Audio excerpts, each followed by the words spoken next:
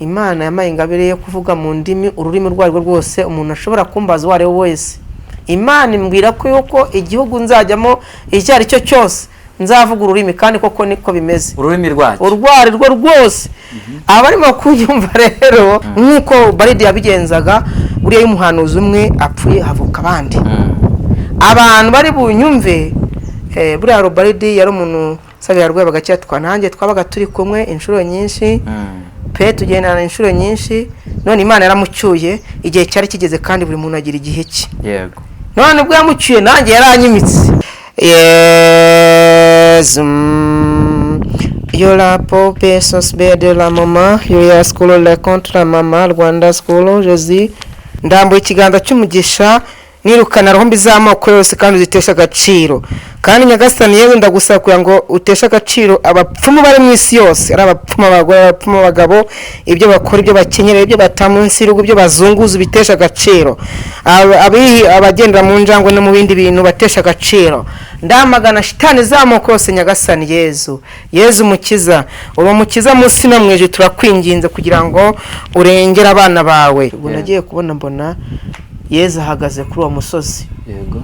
Yari kumwe na Musa na Eliya, mbareba n'amaso yanjye nete nyirizina nkuko nkureba imbere yanjye gutya nyirizina. Ibyo mvuga ndabihamya n'ukuri kuko ndahamya ibyo nabonye. Ndavuga ibyo nabonye, ibyo nabonye ntabwo nshobora kubivuga. Mu izina rya Yesu kandi Imana irabizi. Nibwo nagiye kubona inyuma yanjye hari umusaza apfuye ijisho rimwe ry'iburyo. Inyuma yanjye hari undi mukobwa. Ubwo hari harunze n'ibintu n'amarozi natse abantu, hari amacumu, hari muzinzoka, harimo abantu, hari n'ijambo ngiye kuvuga. Cyo gihe gitifu yararebye ati se none se niba bareba amarozi narunze, amavuta y'intare, imuzinzoka, uduhanga tw'injangwe, ibintu byose birunze byakabana byirunze aho ngaho. Ukamugatizana ibintu bose bakata bagenda bakabizana. Noneho gitifu araza aravuga ati abaza nyirugo ati bamamagaye kurya na gutya. Aramuga ati muvandimwe atubizi ko umugore wanjye amaze imyaka 7 arwaye atigisha kandi muramuzi twaramuvuje tubura indwara. Aramuga ati ngaho haguruka. Umugore yarahagurutse pe. Aramuga ati dore aranakubura abona kagenda biranamushimisha. Yulia mama pesos que la mama yo combesos que de la mama Yulia compete la mesos que de la mama Rwanda school Jésus Rakonda. Irukana shitani zose ziri mu gihugu cy'u Rwanda cyangwa mu bindi bihugu uzitwiga kandi uzitsiratize. Tuzi ko uri mushobora byose Nyagasani Yezu. Injira mu isi yose maze ukize abana bawe Kristo nyirimuwe. Piole momo nescofo BP conforme tout le papa. Biole rafa, biole meskulu dira mokundi la mama Nyagasani Yezu rengera abana bawe kandi ubakure mu miryane, ubakuremo ubugizi bwa nabi maze ubarwanire Nyagasani Yezu. Nsengeye n'abapadiri bari mu isi yose, ari abapadiri yarabahiha Imana buri muntu wese ahari mu isi yose umuhamahoro. Mwami abafitanye inzangano kuri uyu munsi nabo ubakize mwami. Humura witinya nahatari inzira ni mukwayo. Evangelist Daniel TV 7. Turabashimiye kandi turabifuriza ikaze, turizera ko mumeze neza aho muherereye hirya no hino hatandukanye, abari mu Rwanda, bari mu ntara zitandukanye z'igihugu cyacu, bari mu mujyi wa Kigali, abadukurikira bari hakurya y'imbibi z'u Rwanda. Turizera ko mumeze neza kandi Imana ikomeje kubana namwe aho muri hose. Rero tubifurije kugubwa neza, amahoro y'Imana abane namwe kandi Imana ibagirire neza. Imana yite ku byifuzo byanyu, abatameze neza mugire kwihangana. Mu isi turimo niko bimeze, duhura n'ibibazo bigiye bitandukanye, ariko dushima Imana ko igenda ibana natwe uko bukeye uko bwije. Hanyuma batarakora subscribe kuri Evangelist Daniel TV 7, reka tubasabe kugira ngo mukore subscribe kugira ngo ibintu byose birusheho kugenda neza, cyane ko ni channel twafunguye kugira ngo tujye twamamaza ubutumwa bwiza bwa Yesu Kristo bugere ku bantu hirya no hino, kugira ngo dukomeze kwagura ubwami bwa Nyagasani. Hano rero turi kumwe n'umukozi w'Imana, hari muraza kubibona mu buryo budasanzwe cyangwa se mutari mumenyereye, ariko ni umukozi w'Imana, ni umukatolike, ariko kandi nanone tubereyeho kwamamaza ubutumwa bwiza cyangwa se inkuru nziza ya Yesu Kristo. Niyo mpamvu rero uyu munsi turi kumwe n'umukozi w'Imana hano, azwiho gusengera abantu ndetse akagira ingabire cyangwa se impano yo gusengera abarwayi ndetse akagira n'impano yo gukiza indwara. Rero ni umukozi w'Imana ndetse uyu munsi twifuje kuganira nawe kugira ngo tubashe kumenya byinshi ku rugendo rwe rw'ubuzima ndetse n'iyo ngabire uburyo yayihawe ndetse n'uburyo ibasha gukora muri rusange. Reka tutangire tumwakira, agiye gutangira twibwira amazina ye kugira ngo tuze gukomeza tuganira ibintu byose birushaho kugenda neza. Turagusuhuje ndetse tuguha ikaze mukozi w'Imana. Murakoze. Kristo Yesu akuzwe iteka ryose n'ahantu hose. Amen. Amen. Amen. Haleluya rwose. Umeze ute mukozi w'Imana? Meze neza muri Kristo Yesu. Biragaragara umeze neza. Meze neza rwose, ntacyo nashinze Imana. Imana yarandemye ishyira ku isi, ishyiraho n'abagenzi bacu. Ifite uburyo rero igenda itunga buri muntu wese. Yego. Haraciyemo igihe tutabonana ariko ngira ngo duherukana umwaka washize mu ntangiriro zawo hagati gutyo. Mudaherukana. Wabaye amahoro? Nabaye amahoro nta kibazo. Yego. Ni byiza cyane, Imana iguha umugisha kuba wongeye kutwemerera kugira ngo tuganire. Reka tugusabe rero utangire utwibwira, wibwira abantu badukurikiranye kugira ngo tuze kuganira tuziranye ibintu byose birushaho kugenda neza. Yego. Reka mbanze mbere kugira ngo mbibwire izina rya Yesu na Maria. Katubanze dutangize dawe uri mu ijuru eshatu, ndakuramutsa Maria eshatu, mbibwira amazina. Yego. None dukomeze ikiganiro ku izina cy'Imana Data n'Umwana Mutagatifu. Amen. Ngurira mutagatifu, sanga mutima ko magukunda, urezero wawe byose bishya isizane guhinduka. Dusabe Mana mesha komera mutagatifu, turagusaba kubwirizwa nawe no kunda bitunganye no kunogira nawe biteka kubwa Yesu Kristo umwami wacu. Amina. Ndemera Imana Data usura byose mejuru n'isi, ndemera n'umwana w'ikinege Yesu Kristo umwami wacu wasema kubara mutagatifu ibintu Bikira Maria, akabara ku ngoma Pese Pilato, agahambwa ku musaraba, agapfa agahambwa, akamanukira mu irimbi, ku munsi wa gatatu akazuka, akajya mu ijuru, akabica uburyo bw'Imana Data ushobora byose, naje guca imanza abazima n'abapfuye. Nemera Roho Mutagatifu na Kizati kana Gatifu n'ubusobe bw'Abatagatifu, mwuka nyabyaha ikizwa n'ukanazazwa z'Uwiteka. Amina. Ise gucuza ibyaha Nyagasani, ibyaha nakugiye byose ndabyanze, dawe ubinyize sinshaka kubisubira, ndashaka uwawe. Amina. Dawe uri mu ijuru, izina ryawe niryubahwe, ingoma yawe yegere hose, icyo ushaka gikorwa munsi nk'uko gikorwa mu ijuru. Ifunguro ritunguduye none, tubare ibicumuro byacu nuko natwe tubara abaducumuyeho, n'uruterane mu bitoshya ahagurukiza icyago. Amina. Dawe uri mu ijuru, izina ryawe niryubahwe, ingoma yawe yegere hose, icyo ushaka gikorwa munsi nuko gikorwa mu ijuru. Ifunguro ritunguduye none, tubare ibicumuro byacu nuko natwe turaducumuyeho, n'uduterane mu bitoshya ahagurukiza icyago. Amina. Dawe uri mu ijuru, izina ryawe niryubahwe, ingoma yawe yegere hose, icyo ushaka gikorwa munsi nk'uko gikorwa mu ijuru. Ifunguro ritunguduye none, tubare ibicumuro byacu nuko natwe turaducumuyeho, n'uduterane mu bitoshya ahagurukiza icyago. Ndakuramutsa Maria, ubujine murana n'Imana, wahebuje ababyeyi bose umugisha na Yezu Imana byarasingizwa. Maria Mutagatifu mubyeyi w'Imana, uradusatira byakunda igihe tuzapfira. Amina. Ndakuramutsa Maria, ubujine murana n'Imana, wahebuje ababyeyi bose umugisha na Yezu Imana byarasingizwa. Maria Mutagatifu mubyeyi w'Imana, uradusatira byakunda igihe tuzapfira. Amina. Ndakuramutsa Maria, ubujine murana n'Imana, wahebuje ababyeyi bose umugisha na Yezu Imana byarasingizwa. Maria Mutagatifu mubyeyi w'Imana, urayidusatira byakwiye tuzapfira. Amina. Nongeye gusuhuza abari mu isi yose, mbifurije amahoro ya Yezu na Maria.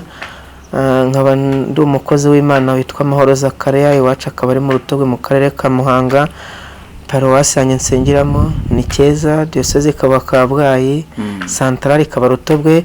Ubwo amazina yanjye nkaba nitwa Mahoro Zakaria. Mahoro Zakaria. Witwa neza, uri mahoro rwose. Mahoro Zakaria. N'uburyo ugaragara uri mahoro. Imana ikora ibitangaza. Ikora ibitangaza. Yego. Aha, umukozi w'Imana mu itorero rya Katolike. Hanyuma duse nkaho dutangira ikiganiro muri ubu buryo, umaze kudusengera ni byiza kandi turaza no kuza gusoza no muri dusenga. Ndifuza ko uri buze no gusengera abantu. Ndabasengera. Turimo dusoza ikiganiro. Yego.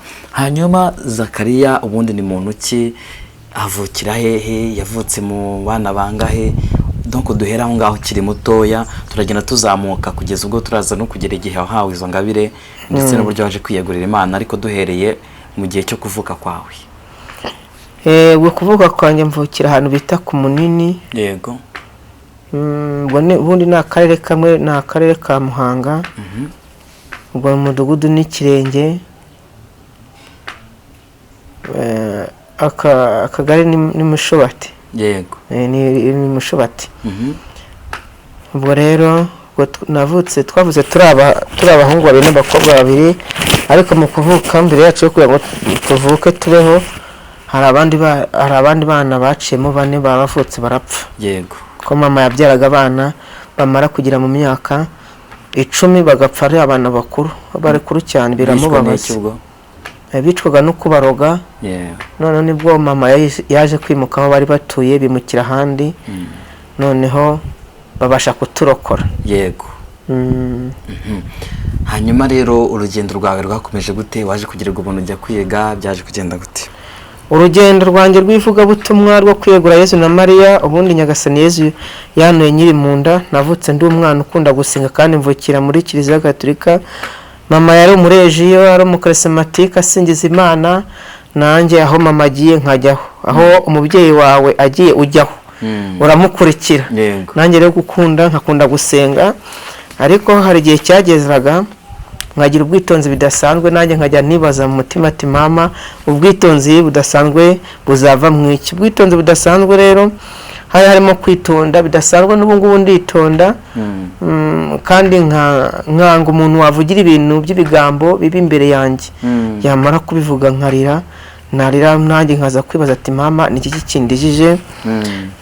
Ubwo noneho uko bwagendaga genda nkura ngera mu myaka 3 ngera mu myaka 5 mu myaka 7 nibwo nagendaga ngenda nsobanukirwa nkunda gusenga, ariko nkumva ijwi ry'Imana, ariko narabona Imana nyirizina mu maso yayo nkuko nkureba imbona nkubone. Harimo rero gusenga ni byiza, guhamagara Kristo Yesu ni byiza, ubundi Imana ihorana na buri muntu wese. Buri muntu wese igira iburyo imwiyereka, none ikagira n'uwishyiraho ikamuhura umuri kugira ngo ahugure abandi muri Kristo Yesu. Nuko ara igihe tujya tuganira n'abantu mpuye mu nzira bakunda kumbaza ibibazo byinshi, nkababwira ati se nk'ubu ngubu abantu bose babaye abigishwa bakigisha mu isi, ninde wategunda amatwi? Urumva ko ese abantu bose batwaye imodoka mu isi, ninde wajya mu modoka y'undi? Uriya n'umukozi wo mu rugo ni Imana imushyiraho. Igihe umwarimu ufite akazi runaka cyangwa sosiyete runaka, ntabwo waba uhetse umwana mu mugongo ashaka ibyo kurya kandi hari abo urimo kwigisha imbere. Buriya rero n'umukozi mu rugo ni Imana imushyiraho. Ubwo rero byaje kugera mu myaka 10, byaje kugera mu myaka 10 nkunda gusenga nkajya Kibeho. Nagiye Kibeho umunsi umwe, noneho rimwe nubwo Imana tuba dufite imyihero dukora muri Kiliziya, hari imyihere ni myinshi mbese dukora y'abakarismatike y'abihaye Imana, kandi harimo imiryango myinshi. Harimo imiryango myinshi ndetse n'abandi bo muri Kiliziya handi batarasobanukirwa. Nkuko njya nkunda kubibwira abantu, ushobora kuza muri paruwasi yacu ya Cyezo ugasanga uburyo dutura igitambo, wajya mu paruwasi ya Kigali uburyo batura igitambo yego ni kimwe, ariko ibisingizo ntago ari bimwe. Ariko byose ni imvugo ya Roho Mutagatifu. Nkuko abantu bajya bavuga ati Kristo Yesu akuzwe, rimwe abantu bakambwira ati komera padiri, nkabwo ati ndakomeye pasiteri, nuko ati komeza udusabire. Ubwo rero izo ni imvugo za Roho Mutagatifu. Ubwo noneho nibwo igihe cyagize kugera warageza uvuga ko wagiye Kibeho. Kujya Kibeho rero naje kuba ndi mu rugo, mama na papa bari bamaze gupfa. Noneho ubwo nari mfite imyaka 12 bamaze gupfa. Rero nibwo mukuru wanjye yakoraga I Kigali, mushiki wanjye arashaka, n'undi mushiki wanjye mutoya nawe akora I Kigali. Nibwo naze kujya kumva numva nagiye kubona mbona umusozi munini rwose buri Imana ibyo ikora ni bitangaza. Abantu bagenda babonekerwa n'Imana, hari ibyo nshobora kubona wowe utashobora kubona. Najya kubona mbona umusozi imbere yanjye ariko umusozi munini cyane muremure. Ubwo mbona ahantu bita kwa Nyagacece mu bisi bya Huye. Ubwo ni ahantu hakunda kunyurwa n'abantu benshi baturutse impande z'ikibeho bitewe na foromire y'agace runaka umuntu aturutsemo, yaba aturutse Burundi cyangwa biturutse Tanzania, mbese bagenda banyura mu duce twishi. Ubwo nagiye kubona mbona Yezu ahagaze kuri uwo musozi. Yari kumwe na Musa na Eliya, mbareba n'amaso yanjye nete nyirizina nkuko nkureba imbere yanjye gutya nyirizina. Ibyo mvuga ndabihamya n'ukuri kuko ndahamya ibyo nabonye. Ndavuga ibyo nabonye, ibyo nabonye ntabwo nshobora kubivuga. Mu izina rya Yesu kandi Imana irabizi. Nibwo nagiye kubona inyuma yanjye hari umusaza wapfuye ijisho rimwe ry'iburyo. Inyuma yanjye hari undi mukobwa dufatanye urugendo turimo kujya gusingiza Imana, ariko ngiye nari ndi imbere ndimo kwirukanka cyane. Nibwo nageze kuri uwo musozi ntambona ati Nyagasani Yezu ati dutabare. None nibwo nuriraga umusozi kuko hari imisozi minini benshi bajya Kibeho barahazi, ushobora no kwikubita hasi ko wanapfa, ariko Imana yakurinze mu rugendo ntushobora kuba, ushobora no kunanyerera wanahirima ariko ntugire icyo. Ko nageze kuri uwo musozi rero nsemfa senga ikinuza cyishinge nkuruye kiracika. Nibwo gicitse navate ndabirinduka mbona ko ibyanjye birangiye kandi ngiye gupfa, igihe cyo gupfa cyageze. Ariko nabwiye Imana mbwira Yezu ndi imbere muri ya n'amaso rwose. Musa yarari mu kuboko kw'iburyo, Eliya ari mu kuboko kw'ibumoso ahagaze ibumoso. Nibwo nabwiraga ati Yezu wankuye aha hantu. Yateye intambwe rwose yigira imbere afata gutya arankurura. Nibwo mu kunkurura nase nkanguka arambwira ati nkimara kubona iki kimenyetso nihutire kujya Kibeho, kuko nagiye Kibeho uko nabibonye mu Yezu yabinyeretse mu ibonekerwa niko twagiye koko. Imbere twari kumwe n'abantu benshi, ariko inyuma njye hari umuntu wapfuye ijisho, hari n'undi mukobwa. Nibwo twagiye turagenda tugeze batweretse ngo kuko bwari bwa mbere. Uribaza iyo ugiye ahantu bwa mbere ufite amatsiko no kureba foromire yaho uburyo hameze, naho batireka niruka baratwetse. Rero turirukanga twaza kugira mu Cyeragati, abantu baho baraduseka pe. Twasanze abantu bahinga bwaho baraduseka ngo ese ngo biriya ngo biba byirukanka bijya hehe, baradukwena baraduseka. Nza kubabara mu mutima nabo ati kuntu nzi ko ahantu hari agakiza k'Imana, ni gute abantu bahegere batubwira ngo turimbura mubwo ngo turi ngo twahagiye wambaye kirezi ntamenya ko cyererega.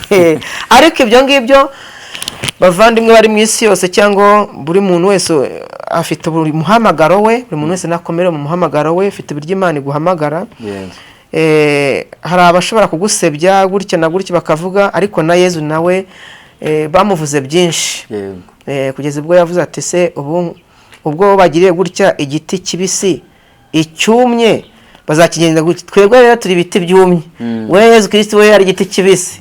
Niba bari bise Rezebure umwigisha wacu utwigisha, twebwe abo mu rugo tuzitwa iki? Rezebure bisobanuye umukuru w'abadayimoni, ariko bitsindwa mu izina rya Yezu, bivanweho mu izina rya Yezu Saruti. Ariko ubwo ngubwo tugomba kubyihanganira. Niba umuntu akwise ikintu runaka gututse kandi wowe uzi ko uhagaze mu mwanya neza, ntabwo ukwiriye kurakara. Na Bibiliya iravuga ngo ntabwo umugaragaro utashebuja. Ntabwo ushobora kurakara. Nuko rero tugomba kubyihanganira. Ubwo naje kugenda ngera Kibeho, ngira muri kiliziya mama yatabarije Imana muri 1994, ndapfukama ndasenga, ngira no yubatse mu bishyashya, ndapfukama ndasenga, ngira no kwisoko ngira nirukanka. Nibwo nagiye habyigana abantu benshi, ariko nza kunywa amazi, maze kuyanywa nabwo ati ngiye ndashaka amazi yo kunywa, barayama. Naragiye ndicara sa nkusinzira gatoya. Nagiye kumva numva umuriro uvuye mu birenge uciye mu mutwe uragurutse. Nukuguruka nibwo natangiye kubona mbona abamarayika imbere yanjye. Ibyo mvuga ndabivuga mbihamya kuko n'ubu ngubu baba bari mu kugenda hano imbere yanjye. Uyu muvandimwe turi kumwe nagashobora kubabona, ariko ngenda habonesha amaso ya roho. Ya roho. Ubwo nibwo Yesu Kristo yambwiraga ati mwana wanjye nguhaye umugisha uzahoraho kandi witegure ko ngiye kukwimurira muri Rutobwe rero ntabwo nari nsanzwe mazi bibaho, ariko mbere yo kwimuka nibwo Imana yakoreye mu barokore. hari umurokore nawe yari umuhanuzi. Burya Imana ituma iyo ushaka kandi ihamagara abishaka, guhamagarwa benshi agatorwa bakeya. Nibwo yatumye umuntu w'umurokore ati genda kuri iriya kiliziya, ati hari abantu barimo gukora umwiherero, numara kuhagera uvuga amagambo nkutumye. Hari umuntu ugiye guhagurutswa kuri umusozi. Ubwo baraje rero, ariko ngewe ubwo munsi ntabwo ngiye nari mpari, ubwo nari ndimo guparangatana, ndi mu kabandi, ndimo guhinga, wibereye mu mirimo yawe isanzwe, ndimo guhinga bisanzwe. Nibwo rero nagiye kumva numva Yesu amfashe mutwe arambwira ati ihutire kugenda mu ngoro. Nazamutse nirukanga rwose, nta no gukaraba nta n'iki, ko duturiye akabande, imirimo isanzwe urayikora, turahinga intoryi, duhinga amashu nuko. Nibwo uwo muvandimwe yavugaga ati dore uw'Imana igiye gutuma ngo uriya barambonye. Ariko noneho buriya nicyo gituma njya nkunda kubwira abantu ngo niba ubona mugenzi wacuruza akaba afite akazi runaka, irinde kumugira ishyari. Barabibonye ariko mbona ko roho zabo zitabyakire neza. Ngo hashije rero igihe hashije iminsi 3 wamuvandimwe havuye, nibwo twinjiye mu myiherero y'iminsi 3. Ku munsi wa mbere, umunsi wa kabiri nagiye kumva numva akarumbeti gaturutse mu ijuru kavuga gahorera. Akarumbeti kavuga neza kinjira mu gutwi kumwe gafata ku mutima wanjye. Nibwo nagiye kubona mbona Yesu aturutse mu muryango w'ingoro agenda n'ibirenge bye n'igishura cye. Yari yambaye rwose inkweto, zari inkweto za rugabire zifunze n'udushumi tw'inkweto mu Rwanda twakunze kwambara, usibye ko ubu ngubu zimaze gucika. Za rugabire agashyiraho utuntu tw'udushumi tw'umuderi twiza cyane. Nani ko yari ameze, ariko yambaye ikanzu y'igishura bunege, ni ikanzu iboheshejwe mu budodo bw'umweru n'igishura. Ubwo yaraje yinjira mu mutima wanjye. Ushobora kwibaza ngo bigenze gute, ariko ndaza kugusobanurira. Hakurikiyeho n'umumarayika w'umwana w'umukobwa, namugira n'umwana wiga muri garidiyeni, yari umwana muto cyane, yari yambaye ikanzu y'urubura. Yarambwiye ati Zakari nambara namurwanire nanjye azayindwanira. Mbwirwa n'umwana ko nongereho imyaka 15 no kuba munsi, niba nzabaho 100 nuko mirutse kubivuga ibushije, niba nzaho 200, niba nzabaho ubuziraherezo, Imana nibiza. Ariko narabibwirwe. Ariko none cyitonderwa, buriya umuntu umukozi w'Imana, duhere no kuba Petero ba Yohani, abo nabavugwa hari n'abatavugwa. Ariko Imana niba afite mu kiganza, iba afite mu gitabo cyitwa Gisiyoneri. N'igitabo rero kiba gikuwemo ubumenyi bwose, ubumenyi bwose. Nibwo buriya rero Imana ifite ubwenge buhambaye. Ubwo uwo mwana rero yaje kumbwira ati nongera imyaka 15 yo kubaho mu isi. Ariko noneho ishyari mu bantu nirizabura, aribyo ngiye nkunda kuvuga ngo tujye twirinda kugira ishyari. Ariko mugenzi wacu dufite mugenzi wacu nawe uvugana n'Imana, tumuziho ubufasha kandi ubona nararibonye, kandi ibyo yatubwiraga twarabibonaga. Ariko yaze gucumura, Imana imwigizayo. Niyo yituma rero njya nkunda no kubwira abantu ngo ari n'urugero ngiye gutanga, uzarebe intambara 94 sinyizi, ariko ntabwo nyizi. Ariko nk'abantu bafite imyaka 50 cyangwa 45, uzareba hari umuntu utangira kuba afite imodoka cyangwa acuruza amangazini, amahoteli, ibintu bikomeye, ariko akaba atwara moto. Yabitewe n'iki? Nuko yabonye ubufasha akanga kubyitwaramo neza, akabitangaguza, akabijyana mu bidakwiye. Yabijyanye mu bidakwiye rero Imana imucisha bugufiya, hanyuma noneho Imana ikazamura wa mukene. N'uwo muntu rero niko byabaye, aza kurakara, mbese agira ikintu gishyari. Naje rero Yesu yaze kubabazwa nuko yavuze ngo umuntu wumvishije ijwi naritega amatwi. Aba twatiri kumwe bari bashinzwe kuryumva, yumvishije ngewe ndamubona na Yesu, nuri nawe aramubona. Nuko ariko ishyari mu bantu nibura. Ariko icyo twasaba nuko Imana irengera umuryango wayo kandi karengera bari mu isi, kabakuramo ikintu bishyari. Aricyo nshishikariza n'abantu bari mu isi, niba ushaka kuzabona ubwami bw'ijuru koko aribyo nize kuganira n'undi munyamakuru, niba uri padiri cyangwa uri umubikira runaka ushaka kuzabona ingoma y'ijuru, ni uko uzafasha mugenzi wawe ukamuha icyo kurya, ukamuha icyo kunywa, ukamwambika. Ariko tureba muri sosiyete cyangwa muri iki kinyejana tugezemo, buri muntu arashaka kugira ngo arunde ibintu, yigwizeho ibintu, abandi bashonze. Ugasanga paruwasi runaka irimo abapadiri 3 cyangwa 4 cyangwa ababikira bangahe, ariko akaba nta muntu yafasha. Buriya rero hari n'igikorwa natangiye no gufasha abantu. Rimwe hari n'abazaza kunsura iwacu mu buto bwe, natangiye kubakira abakene. Ngewe natangiye kubakira abakene, natangiye kubakira abantu batagira amazu aho kuba. Ku buryo na Kayizari yaranabinshimiye avuga ati koko tumaze kubona ko ufite ubwenge buhambaye, kuba uri umwana bigaragaza foromire, igaragaza ko n'umwana muto, ariko ibitekerezo biragutse. Ariko biragutse. Imana yarambwiye ngo ntibazagusuzugura kuri akana gatoya. Icy'ingenzi nuko nzavuga iby'Imana imbwiye. None se koko tutarenze aho ngaho, abantu bubakiramo amazu mu buhe buryo? Ntabwo aho ngaho tubasobanukiwe. Donc ni ikintu gisaba imbaraga nyinshi. Buriya rero Imana ifite uburyo igenda itanga. Nibyo nagiye mbwira abantu ngo ushobora kuba ufite uruganda runaka cyangwa ufite amangazini runaka cyangwa ufite akazi runaka, sibyo? Ukaba ukora ufite ubushobozi, niba wifitemo umutima w'impuhwe ushobora kuvuga ati ngiye gufasha runaka mwubakire, cyangwa mo kimwe mugurire inzu, cyangwa mo kimwe mugurire imyenda. Hariho Yesu yavuze ngo nidutange tugurishe ibyacu tubifashije abakene. Hariya Yesu yavuze rero hari abantu babifata inshuro nyinshi, bakavuga ati se twagurisha ibyacu byose. Ntabwo Yesu atwemera kwikokora ngo wikure ibyawe byose, ahubwo birasangwa ijambo ry'Imana rivuga ngo niba wari wambaye ipantaro 3 zitameze neza ukaba wambaye 10 n'imiguru 10 y'inkweto, nawe ibuka muri cya gihe wari wambaye imyenda idafututse, nawe ufasha abandi. Nicyo ijambo ry'Imana rivuga, mufashe mu mibereho. Nibyo rero nanashishikarize n'abantu, kandi ibyo bizatuma tujya mu bwami bw'ijuru.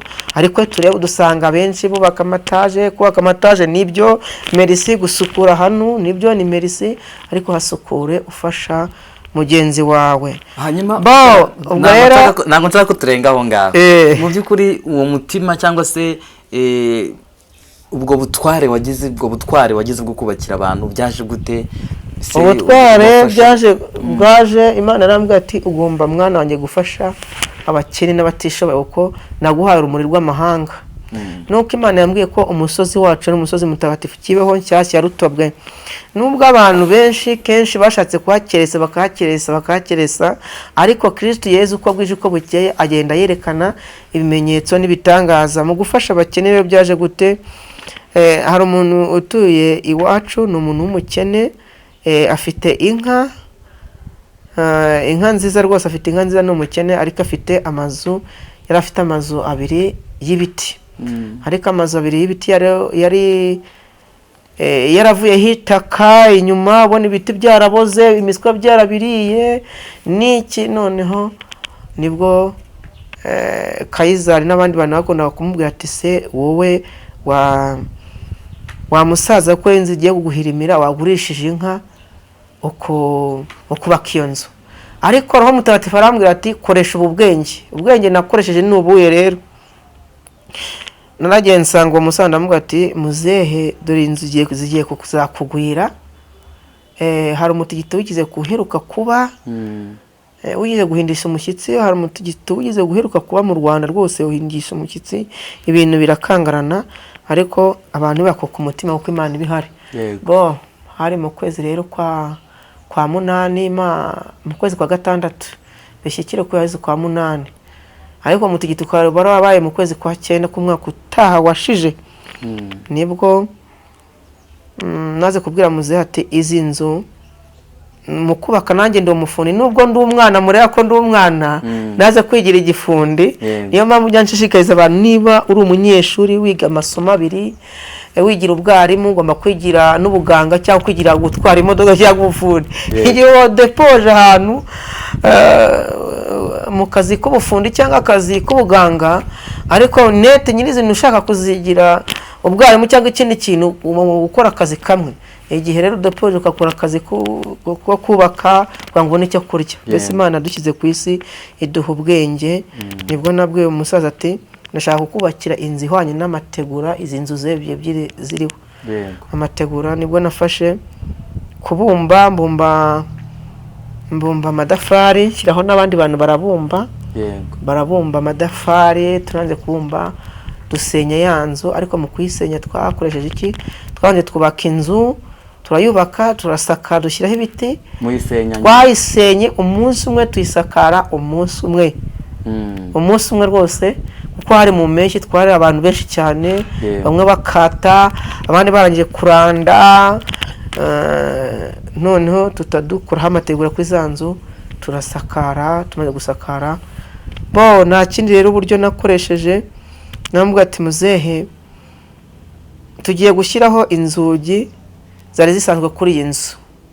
Urumva ko ari igikorwa cyiza nari nangiye gukora, dushyiraho inzugi zari ziriho, tumwubakira n'ibikoni n'ibiraro. Ku bw'amahirwe rero buri Imana igira bikoresha. Nibwo Kayizari yaje kubireba, avuga ati uriya muntu afite ubwenge buhambaye, reka natwe tugire icyo twafasha uriya musaza, abantu batazaduseka. Sibyo? Kayizari ubwo ni bantu ki? Kayizari ni bantu ki rero? Ubwo mudugudu w'iwacu yarabibonye, na gitifu yarabibonye, byaranamushimishije. Aravuga ati nkwemereye kuzagushyiraho inzugi 3 n'amadirishya 3. Bamuha n'imifuka 11 asima. Ubu inzira asukuye neza rwose, na yanga yarabyaye, irabyara rwose. Urumva ko wakoze igikorwa gikomeye cyane. Utararenga aho ngaho, umuntu ushaka kukubona akabona mu by'ukuri nawe ntufite ubushobozi buhambaye bw'ikirenga. None gufasha bisaba iki? Bisaba ubutunzi bwinshi cyangwa bisaba umutima wikunze? Gufasha umuntu bisaba umutima ukunze, umutima muntu. Ushobora kuba uri n'umukene, nakubwiye ngo ushobora no kubona n'ikintu wafasha abantu, ariko ufite guhamagara Imana ati uriya muntu arashonze, mugirire impuhwe. Ubwo rero buriya Imana hari ikindi kigize. Ubwo duhetse gukoresha n'umunsi mukuru tariki 22 z'ukwa 12.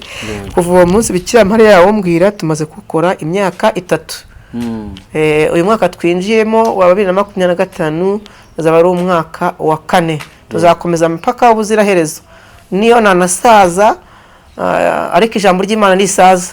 Umwuka wanjye uzasigarwa hagati mu isi ukorera mu bantu, nk'uko ba Petero ba Yohana bagendaga bamamaza inkuru nziza. N'ubu Yesu aracyatora, azakomeza tora mpaka ingoma y'Imana yogere ku isi hose. Nibwo naje gukoresha umunsi mukuru ejo bundi, abantu byarabatangaje. Bagiye kubona nahamagaye mpamagaza imodoka. Ni imodoka ya Daihatsu, ndayihamagaza pakira amafanta. Yego. Hanyuma reka duse nka dusubira inyuma gatoya. Twari tugeze ahantu, nuko twahise dusa nkaho dusimbutseho gatoya. Twari tugeze ahantu Yesu yagusanze, waravuze ko wamubonye sohoka mu rusengero ngo yambaye inkweto zimeze nka rugabire. Ni rugabire nete nyirizina. Ngo n'umwana w'umukobwa. Naho ngaho twari tugeze, ndagira ngo duse nkaho dukomereza aho ngaho. Ubwo ngubwo yamaze kwinjira, yinjira mu mutima wanjye, n'uwo mwana w'umukobwa yinjira mu mutima wanjye. Hashije rero iminsi 3, arambwira tukimara kubona ikimenyetso ngiye kukohereza ku musozi wa Rutobwe.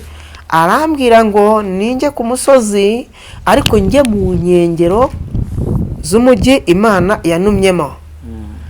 Bishatse kuvuga iki? Umusozi yari yawunyetse, irambwira ati ujye mu nkengero z'umujyi yanumyemo, ndagenda nacumbika. Nimara kubona ikimenyetso cyo kuvuga ururimi runaka, ururimi runaka, nimara kumenya ikimenyetso cyo kuruvuga, icyo gihe nzaba ndanje kwicara kuri uwo musozi. Bazakurwanya ariko ntibazagukoraho. Koko niko byagenze. Nagiye kuri uwo musozi, ngagenda ngahasengera. Urugo Imana yanumyemo rurahari, rwari rurimo n'undi mukozi w'Imana nawe wasabiraga abarwayi bagakira, bita Anoseni Karegeya. Kenshi bakunze kumusebya nawe, ariko Imana yiheshaga ikuzo ikerekana ibimenyetso n'ibitangaza, agasabira abarwayi bagakira pe. Niba umuntu asabiye abarwayi bagakira nta mutabahaye, ari ukuvuga rozari, ari ukuvuga impuhwe z'Imana, ari uyu musaramu ureba mfite, ari Bibiliya, ari ukuzana amazi wowe wikuriye mu kigega cyawe, nkavugiraho amagambo ya Yesu na Mariya, ubwo urumva ko ari iki, kari umwuka w'Imana.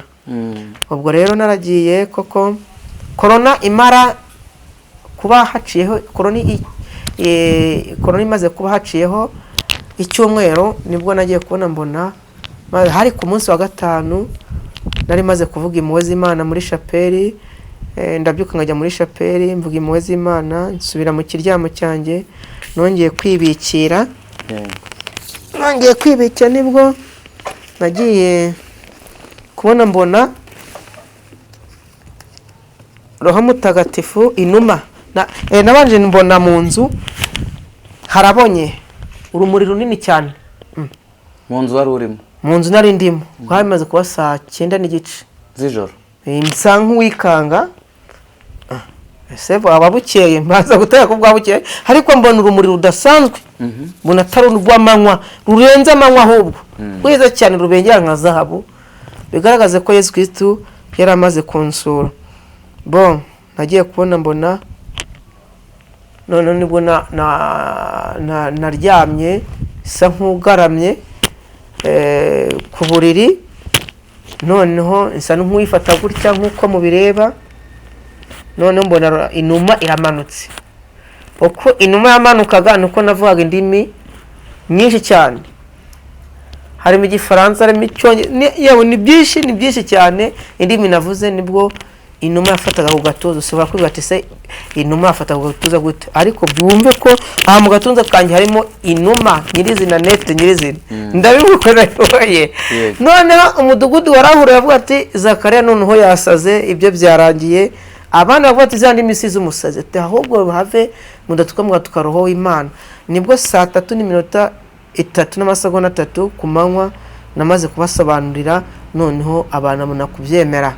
Bo ubwo wari kuva muri urwo rukerera wari kuvuga ururimi rushya, indimi nshya, ururimi rwa Mutagatifu.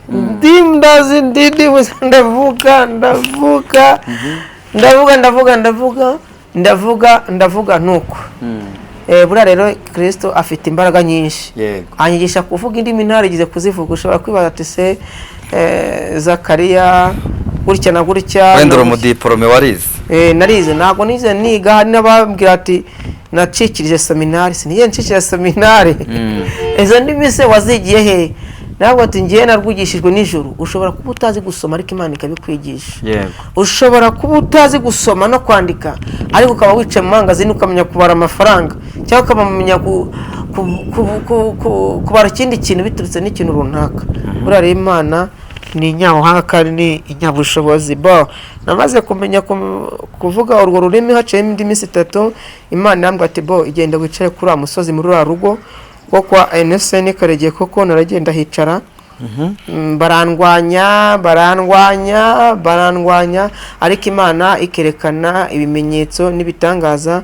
Nibwo n'abapadiri benshi batanye kundwanya bavuga ati gutya na gutya uriya muntu no kumufungira amasakramento, ariko byavugaga abapadiri badafite Roho Mutagatifu. Yego, byavugagwa n'abapadiri badafite Roho Mutagatifu, kuko se harimo abavuga ngo ni ubuyobe. Buriya rero hari icyo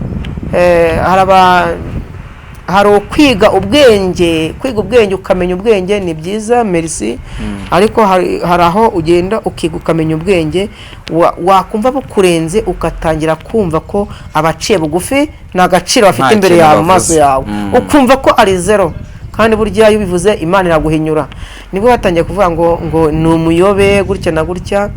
Ariko nge nkababwa ati, cyangwa n'abandi bantu barabwa ati ese uriya muntu yaba ari umuyobe akafite umusaraba wa Yesu Kristo nuko muureba, akafite bire nkuko mumureba, akaba avuga rozari. Bo ariko none tinyirizina kugira ngo babashe kumenya, hari umwana w'umuryango wa Musenyeri na Samarayidi Mbonyi arabizi ko umwana yapfuye nabi, ni umwana mukuru we yahinamiranye amaguru n'amaboko, nawe utamuzi bamwita Yive. Inde? Bamwita Yive. Umwana wandi? Wa mukuru wa Musenyeri bamwita Yive. Ariko uwo muntu ni umuporoso. Amaguru n'amaboko byarizingiye, baramuvuje biranga, umwana arwarira mu rugo na Musenyeri arabizi rwose. Niyo twaba duhagaranye n'abantu barabizi, n'ababyeyi barabizi. ko n'uwo mwana Imana yamukijije umunsi nasenze rimwe ritagira rizima, rimwe ryonyine, rimwe rizima ryonyine. Ni ukuvuga ngo ni rimwe rizima ryonyine nasenze ritagira irindi jambo ngerekaho. Mbese nicyo nanjeze kuvuga, noneho umwana yarakize, n'ubwo bacuza hari Nyamirambo, ngo n'umusore abantu barabizi, nibwo batagavuga ati koko uriya muntu ni umukozi w'Imana, ni umukozi w'Imana, kuko byari byarabananiye. No muri icyo gihe njya kumusengera, musenyeri nawe yari amaze iminsi ahavuye aje kumusura, kandi arabizi uburyo yahoraga ataka, naho na karabizi n'amagambo tuganira mbese bizumvwa n'abantu benshi, nawe arabizi ko uwo mwana yari arwaye. Umudugudu urabizi, isi irabizi, abantu barabizi, nawe utabizi. Nyankunda kubwira abantu ati hari igihe kenshi muzaza no ku musozi muje kura naho nuye, ukaba buri hari kujya kubaza amakuru, ukavuga ati ariko ko twumva ko ari umuntu wasabiye runaka gakira gutya na gutya, ntiyaba ari we, ukabyiyumvira. Urumva ko Imana inkoreramo imirimo n'ibitangaza. Niyo mpamvu rero nashishikariza abatuye mu gihugu cy'u Rwanda, mu isi yose, kumva ko Kristo Yesu Kristo akiza. Yatoye ba Petero na Yohani, abo turabazi banditswe mu bitabo, ariko hari abandi atora kugeza nubwo bamwe muri kiliziya batabemera. Sibyo? Biturutse ku ishyari, padiri runaka akavuga ati nge nizere liturujia, kukira runaka amenya ibiri mu mutima y'ubuntu. Padiri rero icyo tumushimira nicyo tumukundira nuko atura igitambo, akatwigisha inkuru nziza, akavuga ati Kristo bavandimwe, nimukunde Yesu na Mariya, mwanga icyaha, mukundane. Ibyo gusa. Ariko padiri ntabwo yaba ahagaze mu kiliziya ngo abwire runaka ngo zana amagi y'amahuru ukenyereho, cyangwa watabye mu rugo, cyangwa imikaba y'inzoka. Ntabwo padiri ayo maso yafite. Nete nyirizina banabyumve, n'abapadiri baza kubyumva nibaze kurakara, nibarakara ibyo ni akazi kabo, sibyo. Ariko ngende ndavuga ibyo mbwirijwe na Roho Mutagatifu. Padiri nagafite kureba mutima muntu ngo wambariyeho gutya, kandi ngiga aragenda akabahaza ati nama w'Imana, bakaryuka zite kandi ari abarozi, bakaryuka zite kandi ari abasambanyi, n'abandi bafite ibindi bintu, sibyo. Ibyo biranagaragara nete nyirizina. Ariko hari abaciye bugufi Imana yatoye, harimo nge Zakariya, harimo n'abandi hari n'abandi Imana izatora mpaka ingoma y'Imana izogera, nk'uko Theo yabivuzaga, ingoma yawe niyogere ni abantu ingoma y'Imana izakomeza yogera mu bana bayo. Imana ibundi Imana ikora muri buri muntu wose, ibakoreramo, ariko buri muntu ikamuha ingabire ze. Nk'uko padiri nawe yamuhaye ingabire yo gusoma igitambo, ariko nare mu mitima y'abantu. Ibyo murabizi. Padiri yasomye igitambo, nashaka kubwira ngo runaka ngo ufite amarozi, ariko ngewe uragera imbere nkayakwambura, nkayashyira hariya amarozi nkayakwambura, uburozi nkabushyira hariya. Icyo nicyo gituma rero abantu bagenda bankunda. Mugiye kutubeshyara? Uzaze kunsura.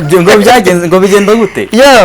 Buriya rero naho naguha urugero, nigize kujya mu mujyi wa Kibuye, njya gukorera isengesho. Ubwo ngenda, ubwo hari umurwayi wari umaze imyaka 12 arwaye amezi ake, n'amaguru yari ibumbye abamakare. Harimo abarwayi barwaye baborose, muganga anaseza akavuga ati twebwe tuzatubafashiriza mu ngo zanyu. Kumwambika rero bavandimwe, ko hari gufata ikiringiti akitera gutyo, kamera gutyo. Baramusengera akira.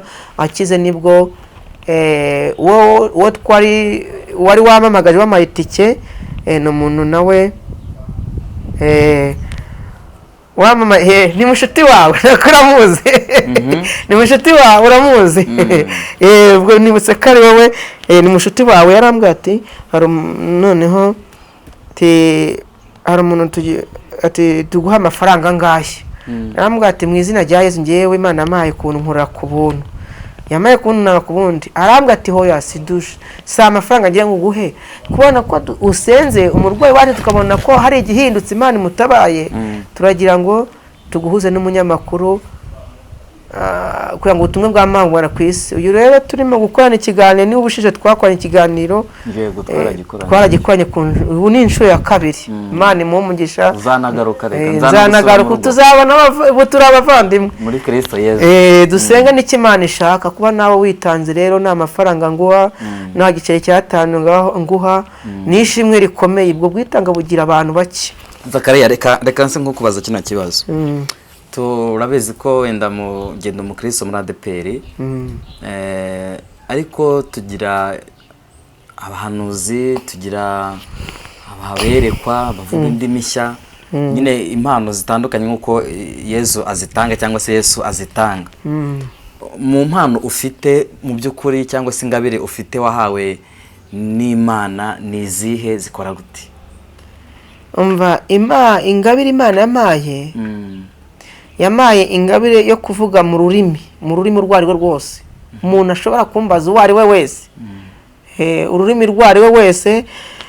Ibushije gukora ikiganiro benshi nibuka ko hari abashimye, barishima, ariko reka mbanze gusubira kuri icyo kibazo mbajije.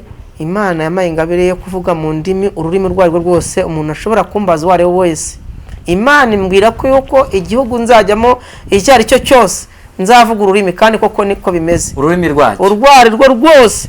Abarimo kunyumva rero ushobora kuba ati uri umunyarwanda, ese ko uri ari umunyarwanda atazi kuvuga ururimi, byashoboka bite ko twamuhamagara? Mujye mumamagara nzajya mbasubiza mu izina rya Yesu na Mariya. Wavuga Igishinwa, wavuga Ikilatini, wavuga Ikinyankore, wavuga Igihebureyi, wavuga Ikigereki, wavuga Iringara, uruzabo rwose tuzavuga nta kibazo. Ntabwo ugiye kutubeshya aho hantu, ntago hasobanutse. Imana ubwo yarakubwiye ngo noneho buretse gatoya, noneho Imana ingabire gusabira abarwayi bagakira. Harimo abantu barwaye amavi, ujya kumva ukabona abantu barwaye amavi mu bitaro, urabizi ahantu henshi mu ngo, bari mu ngo barwaye amavi, barwaye imigongo, bahinamiranye, barwaye imitwe, ukumva ubuhondesho bwo mu mitwe burahonda. Izo ndwara zisengera zigakira. Hari abadafite urubyaro, abo ndabasabira urubyaro bakabona urubyaro. Harimo abantu benshi mu gihugu cy'u Rwanda babonye urubyaro, harimo n'aba mu gihugu cyo mu gihugu cya Maroc babonye urubyaro. Abo bazagenda banatanga n'ubuhamya, kandi nabo babibwira, nabo barahagije. Ariko Imana yamaye kugira ngo mbasabire nabo babone urubyaro. Hari abatarabonye abagabo bakabona, hari abadacuruza ngo byemere kubera abandi, abo ndagusenge bya bintu bikavaho. Hari abatumvikana mu ngo kubera abandi, kubera imiryango runaka. Buriya rero abantu barimo no kwicana muri iki gihe ni imiryango runaka biturutse ku ishyari, ariko bitewe n'umwanzi Satani winjiye mu bantu akabumvisha ko mugenzi wabo agomba kumwica muziza imitungo cyangwa amasambu. Murabizi, ujya kumva umugore yisha umugabo amuziza gutanga amata, ukajya kumva umugabo yisha umugore amuziza gutanga ikintu runaka, kandi nurambura ikiganza nawe uzahabwa. Yego. Ubwo rero izo ndwara zose ndazisengera mu izina rya Yesu akabikuraho. Hari kuba udafite akazi ukakabona, mbese ni byinshi indwara zose zikomeye za zindi utuma ngo zizakira, ariko zirakira mu izina rya Yesu. Hari n'umunsi mukuru nkora tariki 22 z'ukwa 12. Hariyo mpamvu nakomeza kugusaba ngushishikara nkubwira ngo uzambabare uyu mwaka turimo 2025 uzajya kurangira tariki 22 z'ukwa 10 uzaze mu rugo. Bibaye byiza uje no mu rugo ukirebera abo tuba turi kumwe dusingiza Imana, kandi bagatanga ubuhamya bakize indwara, kanseri, diabete, indwara z'amoko zitandukanye, za zindi wumva ngo nizikira ariko zirakira. Yego. Merutse rero no kujya muri shehashika umusibo ejo nari ndi muri shehashika. Hari umurwayi nawe waturutse ku Gisenyi, n'umwana umubyeyi ushaje ariko nagashaje cyane, biri mu myaka 50. Igare ryaramukubise yikubita hasi, ariko ryaramuhushuye abo gihumure, bigaragaza ko yaviriye mu mutwe. Agiye kwa muganga kanya babona ko nta kibazo, mu duti twa maridade baratwifashisha, ariko bukeye umubyeyi arabyimbirwa. Abyimbiwe nibwo noneho abyimbiwe, hari abantu bashinzwe gukora impuhwe z'Imana hariya Kigali kuri Sainte Famille. Hari itsinda rya groupe bigize kumpamagara, harimo umuntu waje kumpamagara na afite chapelle mu rugo, arambwira ati hari umurwayi dutuma gusabira mu bitaro. Naragiye rwose, uwo muntu yikubise hasi muri koma, bamushyira muri sonde, kuvuga niyavuga arira muri sonda nywera muri sonda mbese murabizi yego birumvikana ariko naramusengeye mu izina rya Yesu ako kanya yasabumbura amaso mu maso ye hatavamo amashyira menshi aca hano hino barahanagura umuntu aravuga arakoma. Nasabye rero icyo gihe ko bakegera abaganga bakababwira ko umuntu yorohewe bakamukura amasoni bagatangira kumugaburira mu biryo mu kanwa. Yaranatuvugishije nete nyirizina ni ikimenyetso cyabaye. Ubwo ngubwo urumva ko Imana rero igenda ikora ibitangaza. Namwe rero abari mu Rwanda cyangwa bari mu isi yose buri muntu wese ufite kumamagara nkazi wawe ufite kumamagara nkagusengera kuri telefoni kandi Imana ikaguha urubyaro, Imana ikagukiza indwara zitandukanye. Hari ibintu duterwa n'abasekuruza bacu birirwa bakora byinshi cyane, ari byo ujya kumva ukumva ikintu kirakuniza cyangwa kigufasha umutima, bakujyana kwa muganga bagasanga ni umuvuduko warenze. Kandi buriya Satani yo igira ikintu bita umurizo uzengurutse ku mutima, wa mutima ukaturabirana, yurabiranye habamo kwikubita hasi cyangwa kumva urenzwe n'ibyunzwe ugataka cyane. Burya haba hari umuntu uguteje roho mbi, kandi burya Satani ijya guhaguruka ifite ikihagurutse, ariko ububasha Imana yamaye ndayirukanye mu izina rya Yesu na Mariya. Yesu na Mariya ayitwike kandi ayoreze mu muriro w'iteka, kandi Nyagasani Yesu akomeze abarinde muri byose. Hanyuma rero dukomeje kuganira. Amen. Si byose Zakariya we tuganire rwose nawe ndagusubiza ni byiza, nicyo cyanzanye rwose. N'abandi baraboneramo adrogensia nyinshi. Adrogensia sugo turamenya ari iki? Ni kuvuga ngo barabiboneramo ingabire y'Imana. Niba ubonye umuntu uguhumurije ushobora kumva ngo kanseri ni ikira kandi irakira, ushobora kumva diabete ni ikira kandi irakira, ushobora kumva ngo umuntu arwaye umutima ni ukira kandi urakira, ushobora kumva umuntu ngo arwaye igicuri ngo ntarakira kandi arakira. Sibyo? Ni byiza kujya kwa muganga. Kwa muganga nabyo Imana niyo yabashyizeho, yego niko ugomba kujya kwa muganga ariko ukajya n'umuntu ku ruhande gusengera nawe uri kwa muganga. Hari igihe benshi ni nk'urugero, mbese harimo abaganga bari bunyumve cyangwa n'abandi bantu nk'umuganga akakira umurwayi yamupima akabura indwara kandi arembye, ariko wa murwayi bakamuha imiti bakurikije ububabare barabuze indwara. Sibyo? Ariko habonetse umukozi Imana agasenga biramuruka bikavaho, umuntu agahaguruka agenda. Haleluya. Amen. Imana ishimwe. No kuri Imana ishimwe. Hanyuma harakuntu uvuze ngo hari ukuntu ushobora kubona umuntu mwereka ukabona afite nk'ibintu abikenyereyeho. Harimo abakenyeraho impu z'inzoka, harimo abakenyeraho impu z'impuvu, harimo abakenyeraho utuntu tw'imitanga, harimo abakeneraho buriya abarozi baruga kwinshi. Hari ijambo njya mvuga mu Giswahili, mbaya sana. Abantu burya ntago teza ni mbaya sana, sibyo? No ubunga hari ukuntu ujya kumva wagenda ukumva benshi muraza no kubyumva. Buriya abarozi ntago bari mu Rwanda, n'abazungu bwa bararugana. Baze kumva barera baza kumva abarozi bari buvuga, ahubwo mwebwe muze kwigira inama mureke uburozi, nimutabureka muragowe. Hari ijambo nze kuvuga kugira ngo mbanze nongeye kuza gusubiza. Buriya nije kuza gusoma ubutumwa bw'abashimye ikiganiro twakuranye bushije. Benshi barashimye baba ngo turashima umukozi w'Imana, barishima baraneza. Abandi baravuga ngo ngo mu izina rya Yesu ngo turabahoza ngo umwana wazo ngo mahoro Zakariya. Muntu wabikoze saba Imana imbabazi, kuko nutayisaba Imana imbabazi ifite kuguhana. Numbaza ibiryo izaguhana. Ngo ni ibishitani ngo yavukanye ngo toka Satani ngo mu izina rya Yesu sorute se kibisohoka muri Zakariya.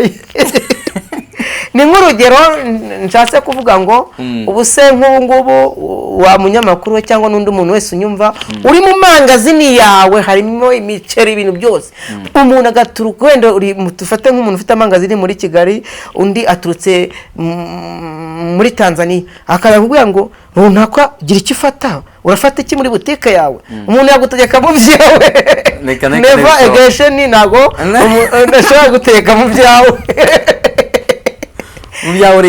Urigenga, ntabwo umuntu aza gutegeka mu rugo rwawe. Kandi niyo mpamvu buriya tugomba kugira intego yo guharanira gukora ikiri cyawe. Niba wari umushomeri ugahana akavuga ati uyu mwaka 2025 ngiye gukora akantu k'umushinga nangiye gucuruza ugashakisha icyawe nk'uko Kagame hari ijambo ajya akunda kutubwira ngo buri muntu akoresha ubutwari bwe ukoresha ubutwari bwe gushaka ikintu cyari cyawe witeye ngo mama uzahugera utega amaboko ngo uhege mu byanda yandambire mare unanirwa no gukora ibyawe ariko yukoze ikintu cyawe ugakora ikintu cyawe niba bakuzeho ukajya kubona mu mwaka bajya kubona ubonye ingabe kugira ngo ukore moto cyangwa ukore imodoka sibyo cyangwa muri kimwe wari depite bakuzamuye mu mwanya runaka shima Imana ko Imana ari ibikora kandi ari ibyuzuza nose mukozi Imana hari aho byegeze bikubaho wenda igiye nko gusengera umuntu azakenyereye ku bintu runaka hari aho naringiye kukubwira ahubwo ariho hari hagiye uri Imana ishatse kuhagarura twajya gusengera mu mujyi wa Kibuye ubwo uri muntu nahuye n'ura muvandimwe wari urwaye imyaka 12 muvandimwe we niwe wanjyanyeyo ndamusengera akira abavandimwe baho bagira avantage yo kumamagara bareba ibintu byari bibaye harimo n'umwarimu wari waraheze mu nzu nawe baramuroze yarabyaye umwana umwe Imana iramukiza bo abantu rero baje kuza ari benshi cyane baza kureba uwo muntu wasabiye umuntu agakira nabo basaba isengesho bo haciye hakanya padiri wo mu mujyi wa Kibuye abahamagaye ku karere ati Zakariya yanwaye abantu utwara abantu babanditseho batwara abantu gute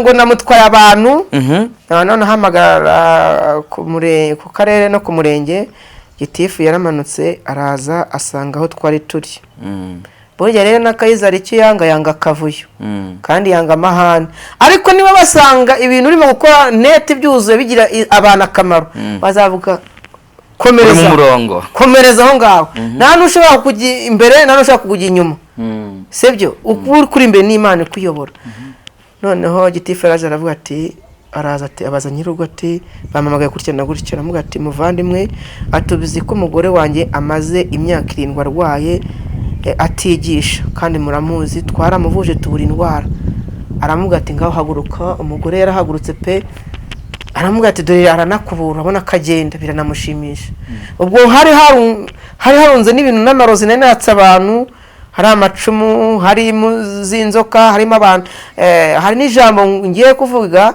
abantu cyo twita abapfumu bagatsindwe n'izina rya Yesu izina rya Yesu umupfumu wari we wese ahari mu isi yose Imana imuteje agaciro kandi Imana imuhe icyo bita potegasiyo sibyo abapfumu rero ni babi abapfumu ni mubareke abantu bari mu isi nta kindi mushobora kuzabasaraho ni inzangano cyangwa no kuzajya mu kurimbuka sibyo niba urwaye ufite kurwara ukerekera ku Mana ukajya kwa muganga wanapfuga pfira muri Yesu bo cyo gihe gitifu yararebye ati se none se niba bareba amarozi narunze amavuta y'intare imuzinzoka uduhanga twinjangwe ibintu byose birunze byakabana byirunze aho ngaho ukamugatiza ibintu bose bakatubagenda bakabizana bo yaravuga ati ngiye ntago namera nk'abafariza ntago ngiye nabuze umuntu gusenga niba umuntu arimo kubakorera ikintu cyiza rimwe mwamuhamagaye nibwo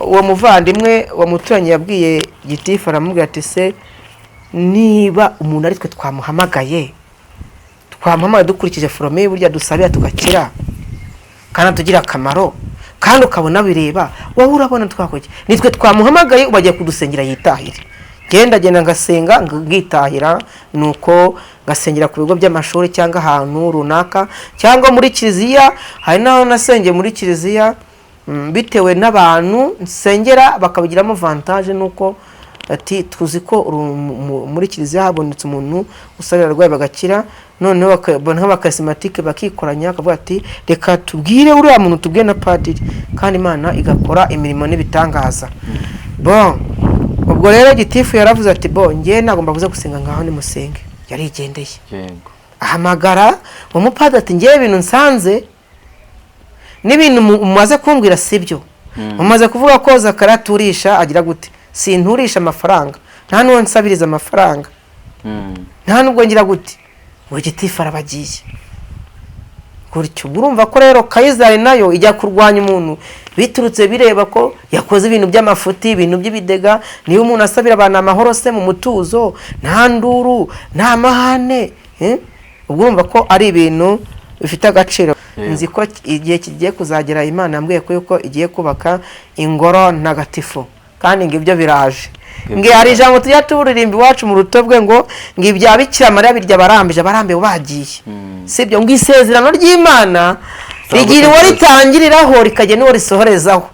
Ikintu gishobora kuvuga mu binyejana, mu ijana cyangwa muri 20 cyangwa muri 30, ariko bikazasozwa ku muntu umwe runaka. Yego. Hanyuma tugana ku musozo, turareka duhere ku myambarire, uburyo uba wambayemo. Myambarire imyambaro y'ijuru rwose anayibona. Shati nambaye gutyaniraho mutagatifu. Hari n'abantu bajya bavuga ati imyenda idodeshwa he. Niyo wareba formule yo kudodesha kw'imyenda, buriya Imana iguhaye ubumenyi, iguha n'uburyo butangaza. Imyenda ndodesha nyidodesha pe n'umutayeri w'iwacu mu ruto rw'ibindode uyindodera, ariko ayidoda ari njye umwerekero ati kora gutya. Niyo wareba gutya ko nambaye, nta wundi muntu urabona wambaye formule y'imyenda gutya idozwe gutya neti mbese. None se biraho mutagatifu, urabona ko uru ni uruhanga rwa Yezu rwose, bigaragaza ko Yezu mukunda, nawe arankunda neti nyirizina. Ibushije rero bavandimwe, hari uburyo twakwaye n'ikiganiro n'umunyamakuru, muza kubabazwa ko twakoze ikiganiro ariko sinabegesha. Ndaza kuza kubigisha inyigisho ya Kristo Yezu, isomo rwose rigufiya kugira ngo rize kubafasha, n'abasengere Imana ikomeze barwanirire. Nabyo turaza kubigeraho mu kanya karibuze. Umusaraba ubutwaye mu ntoki wo, uyu musaraba rero ukangaranya abadayimoni. Nukuvuga ngo uyu musaraba urabona uko uri muri formule y'icyuma. Yego. Samurebesha hano. Uri muri formule y'icyuma, abantu barawubona. Iyo umaze guhabwa umugisha, Yezu Kristo ubwe aba wuriho nete nyirizina. Ku buryo n'urugero nabaha, bamwe barabyumva, bamwe barishima kandi banezerwe. Hari n'abamama bari bishima bari mu gihugu cyo muri Amerika, nasenge barakira. Hari n'abari i Roma, nasenge barakira. Hari n'abari mu Bufaransa, nasenge barakira, ndetse no mu Bihinde twavuganye vuba aha ngaha. Barakira rwose, Imana irabatabara pe, bari bwishime. Ubu rero hari igihe kizagira n'uyu munyamakuru dukorana ikiganiro n'abandi bakristo bahari, kugira ngo murebe abantu bashima mbese mubitegereze, ariko mwumve ko ibyo mbabwira ari ukuri. Uwo rero uwo muntu yari umurokore. Yari umurokore, atuye ku ruganda rwa Sikoro hari Kigali, muraruzi. Abantu muraruzi rugana Nyabyo. Naragiye rero nuriye moto kugira ngo ngere Gitarama, barahamamagara ati ese umuntu uje gusabira ko yirukanse, uraza gusabira? Nawe ati nimwihora, ati n'ubasha bwa Yezu bwatangiye bwavuye muri nge bukajya muri we, burimo kumukiza, arimo kwirukanka, ruhombe zirimo kwirukanka, ubwo zirimo gutumuka, nimundamwirukeho. Ati ndaza kugeraho i Kigali yagarutse koko. Nageze hariya ku Ruyenzi, bambwa ngo umuntu yasuye mu rugo. Abarokore rero barambonye, mfite umusaraba nk'uyu, sibyo ko nani mfite umusaraba w'igiti, ariko uyu ni uw'icyuma. Uyu musaraba mfite murebe, uyu nguyu utandukanye nk'umwari ufite ubushize. Uyu musaraba umusirimu cyane. Uyu musaraba uturuka mu gihugu cyo muri Maroc. Uyu musaraba ugura menshi cyane. Reka twikomereze. Noneho ubwo ngubwo barambonye baransuzugura, barikaga, ibigirwamana. Bavandimwe rero, ibigirwamana Yezu avuga ntabwo ari umusaraba cyangwa ishapure. Ikigirwamana ni ibintu twita intebe za Kinyarwanda, harimo amacumu, harimo ibintu by'inzoka abantu basenga by'ibipope biri mu mazu, harimo uduhanga tw'abantu, abantu barabizi, ndetse no mu bihugu byo muri Afurika hari uho umuco ukiri. Abantu baraza kusanga ari byo. Ibyo bintu ni bibi, bazabikore no mu nzu zabo, sibyo? Niba umuntu yaruhutse, ugomba kumureka akaruhuka, nta mpamvu yo gufata igice cye ngo kigire umutako mu nzu. Nubwo mu Rwanda bitarimo, ariko mu bapfumu barabifite. Mu Rwanda ntago haba. Reka twikomereze ibindi. Ubwo bambonye mfite umusaraba, barasohererwa ati twamuhamagaraga iki yakoze ku kimenyetso ngewe njya gukora ikimenyetso nkora ku kimenyetso gatatu aribyo ndaza gusobanura utaza kwikanga iki bisobanura data ubwe umwana ubwe roho mutagatifu uwamaye ubutumwa ari we data na Yezu Kristo na roho mutagatifu baneze gukora gatatu ku gahanga bisobanura upression butatu data ubwe mwana roho mutagatifu igagaza ko neti anuyemo nyirizi abantu bazagenda babona mu bikorwa ubwo narasenze mukoza umusaraba ku gahanga ati mu izina rya Yezu sorute se cy'isoka mwana wa Yezu sorute se ko mwana wa Yezu imbwa ziravuga hari umuntu yari umukira afite n'abapolisi bacumbutse mu gipangu cye barikanga ati imbwa zagezeho ibyana by'inga biravuga iki yararutse aruka ibintu bisa nk'amata bari baramuhareye rero mu inuza mu isambusa y'imbwa baranamuhereye no mu mata abantu barogera amata rero baragowe barafitwe ubwo mu isi ya rurema umurokore yaravuze umugabo ariwo wari wampagize avantage yo kumamagara ati twabonye umuntu usenga abandi barabeshya kuko yabonye ibintu bidasanzwe nanjye narababwira ati uti rero ubonye umusaraba wa Kristo Yezu icyo ukoze uyu musaraba ubona ari icyuma ariko Yezu abariho neti nyirizina nk'uko urusengero rw'abarokore wari umusaraba bamwe tujya dukunda kujya impaka nkababwira ati se uriya musaraba uri ku rusengero rwa wande ni uwa Yezu none se uyu mfite ni uwande ni uwa Yezu none ngenda nabahe n'urugero ati dukozwe na mu musaraba neti nyirizina naho uzacikira Yezu waba uri umwisilamu waba umurokore ntushaka kuvuga wawe icy'ingenzi nuba muri iyi usingiza Imana bukwiye ubwinda icyo ngisa nacyo Imana izakujyana mu ijuru ariko niba uri muri iyi uri musambanyi ukava muri iyi uri musambanyi uri umwicanyi uri inkozi z'ibi pari hazari Imana izakuroha mu nyanja ikuzimu ubwo narababwira ati ubonye icyo umusaraba ukoze arambwira ati ndabibonye ati rero guhera ubu hari abarokore hari abagatulika bagana abarokore bavuga ko mu gaturika Yezu nawe uhari ari abarokore bazi ko muri make mbese amadini sinzi ukuntu agenda apingana ariko idini rya mbere ni umutima siko biri ni umutima ushobora no kwitagatifuriza no muri inzu yawe Yezu akakumva cyane pe neza ubuse kuba gusenga ni byiza ni ngombwa kujya mu misa ni byiza ariko rero bajya bafite amarozi ubwo noneho namubwira ati baraza babagana mukabaka ishapure mukayica mukabaka umusaraba mukawujugunya kandi yari dore ngiyi muranayibona wivuze ati ndakuramutsa Mariya wuje inemurana n'Imana wahebuje ababyeyi bose umugisha na Yezu umwana byarasingizwa Mariya mutati mubyeyi Imana uradusatanya bya kuri tuzapfira amen ukafata indi saro iri saro iyo urifasha urangije kurivuga Yezu aheruka ingoma z'abadayimoni n'ubungubu mwizi wamashitara arimo gushya abantu b'abapfumu abarozi nibashaka bireke niba batabiretse Imana igiye kubahana nuko mugenda mu byumba mu bindi bihugu mukumva harimo na za Amerika mumvishe byahabaye n'ahandi ubwo rero uwo murokore akunda umusaraba wa Yezu na Mariya pe yarawukunze neti nyirizina kuko yabonye kuko we baranamusengaga ntibinavuge ntibyavugaga pe ntabwo byavugaga nuko ariko buriya rero njye nkunda kubwira abantu ngo turasenga ni byiza tukiyambaza Imana ni byiza mukomereho hari igihe ugomba kuba uri muri kiliziya uvuga rozari uvuga impuhwe z'Imana ukabona udakira umugongo harimo abakira neti bagakira haba mu yandi madini cyangwa ahandi hantu bitewe n'agaciro naka urituyemo Yezu akagukiza ariko harimo abadakira ukibaza ati ni iyihe mpamvu ntakira hari igihe rero bavandimwe ugomba kuba urwaye indwara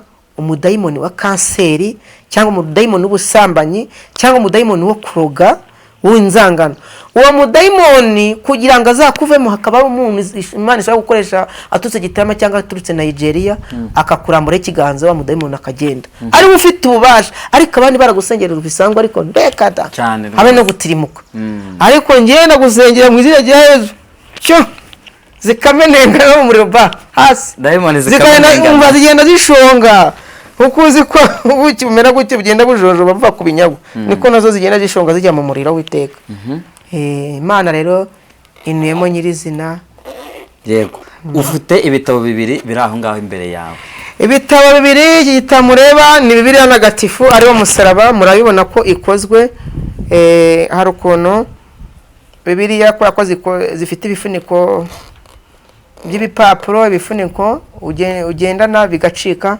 cyaracitse ngiye nshyiraho igifuniko cya simirikwire.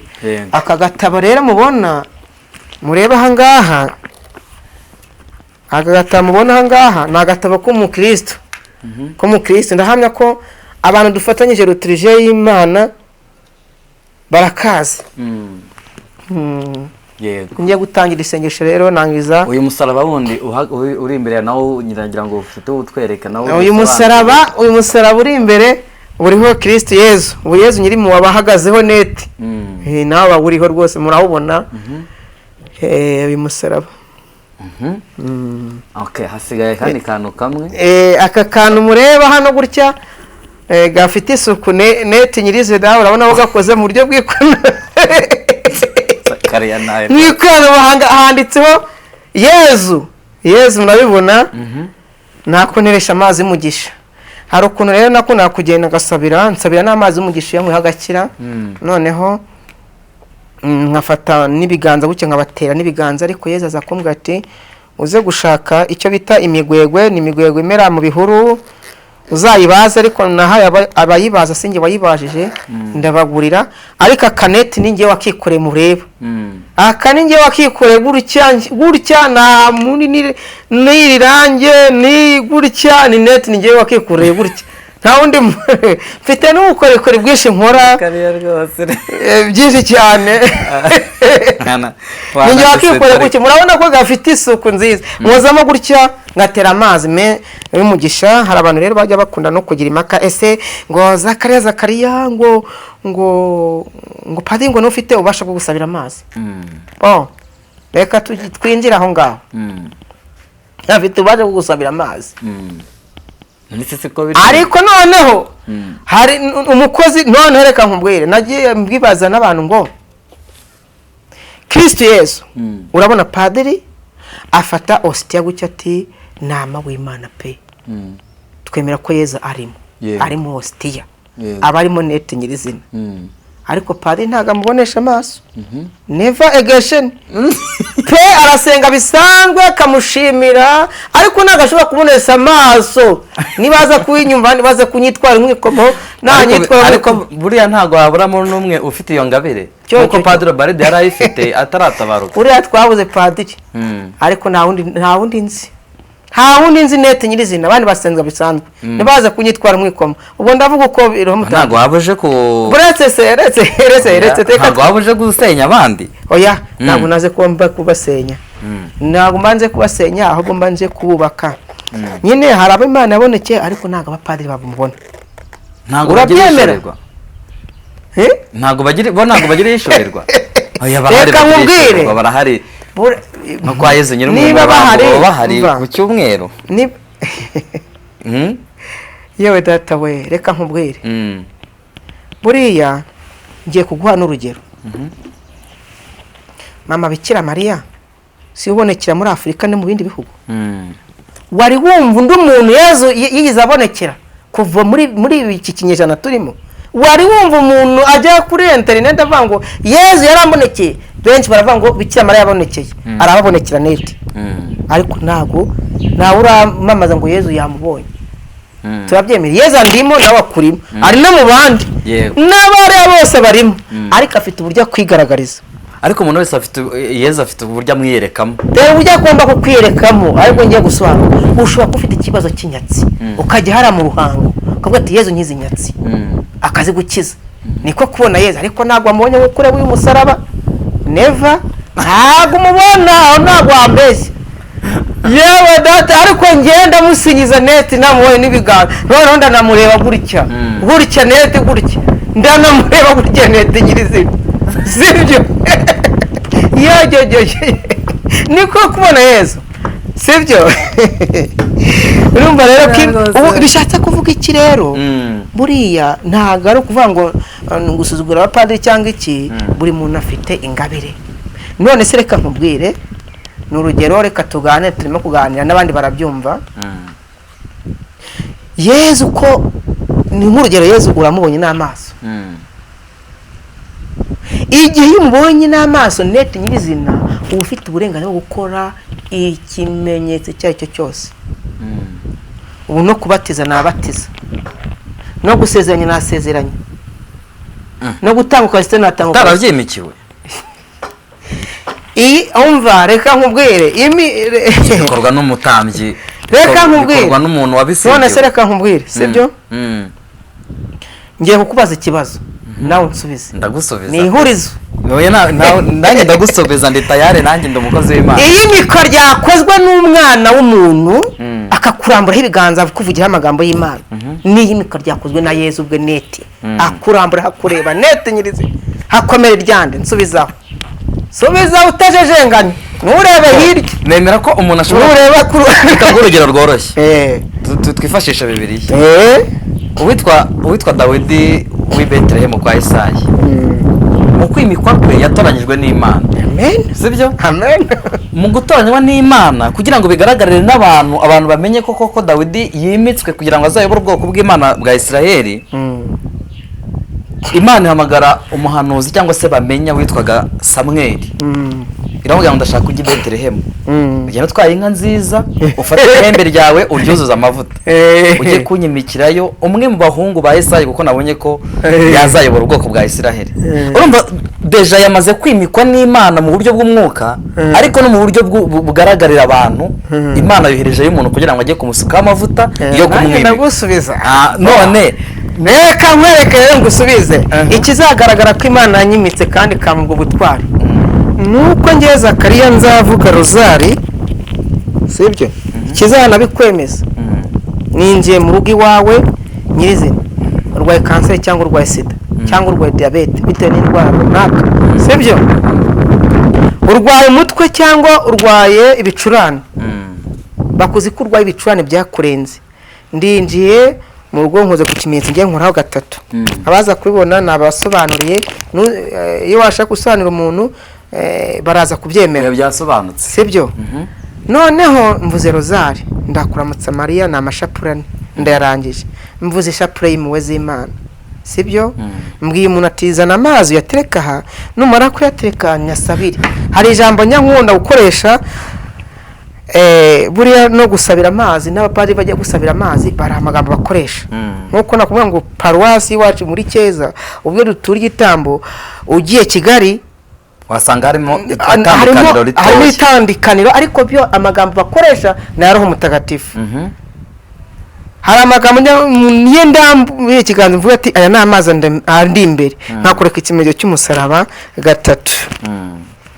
Nkavuga ati Nyagasani yezambaga ku mazi y'inyanja, manura amaraso n'amazi byavutse mutima wawe no mu rubavu rwawe, uza kuanywaho yaba arwaye roho mbi zigendera mu kirere, ku butaka, mu gisekuruza, ibimubuza amahoro n'umutekano, naza kuyanywa Yezu nyirimpuhwe aze gukira, byose byizwe n'ikiganza cyawe. Amen. Icyo gihe Yezu arahamanuka akahagararamo, nkatera umuntu ukabona roho mbi zikubise hasi. Kenshi nunaza niwaje uzabona bikubita hasi barira bavuze induru, nkuko Baridi yabigenzaga. Buriya y'umuhanuzi umwe apfuye havuka abandi. Abantu bari bunyumve, buriya Baridi yari umuntu sabira rwe bagacya twanange twabaga turi kumwe inshuro nyinshi, pe tugendana inshuro nyinshi.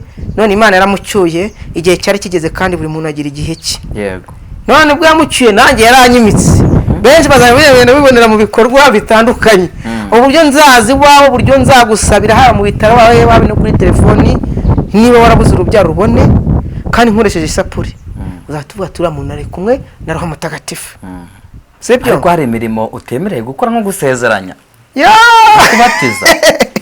Ibyo bikorwa na padiri ubifitiye uburenganzira n'ububasha. Uburenganzira baraba bisabye. Nakubwira ngo muri liturujia hari ukuntu padiri nyine bajya kwimika abapadiri, hakakora nkaho inama bakagenda baterana, nyine tugiye kwimika abapadiri runaka. Ariko nakubwiye ngo iyi mikwa ryakozwe n'umwana w'umuntu yakomeye, niryakozwe n'Imana kubera. Ryakozwe n'Imana, ryakozwe n'Imana. Ikizakwereka ko ibyo bifite uburenganzira niko nzagusabire.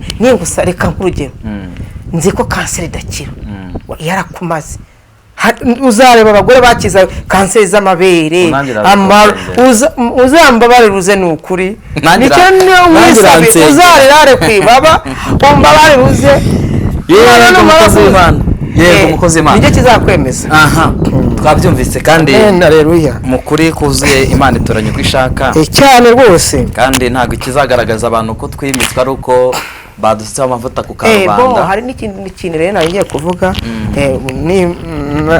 n'abapadiri b'Ikabgayi nibaza kubyumva baraza no kubyumva ubwo nakoreye isengesho muri Rutarabana ni muri Kabgayi iruhande rwa paruwasi ariko harimo ni muri Kabgayi baciye Rugarama muri Rugarama za Gifumba noneho padiri aza kohereza abagore babiri bakora muri tujera mbwango mpamwe kukinga ukora gatatu ku gahanga bisobanura iki ibyo bintu ko tuzi kariri imwe ubutatu butagatifu ndababwira ngo ni ubutatu butagatifu barambwira ngo ni ikihe kimenyetso ni ikihe kimenyetso utanze kikwemeza ko ari ubutatu butagatifu nabwiye umugore umwe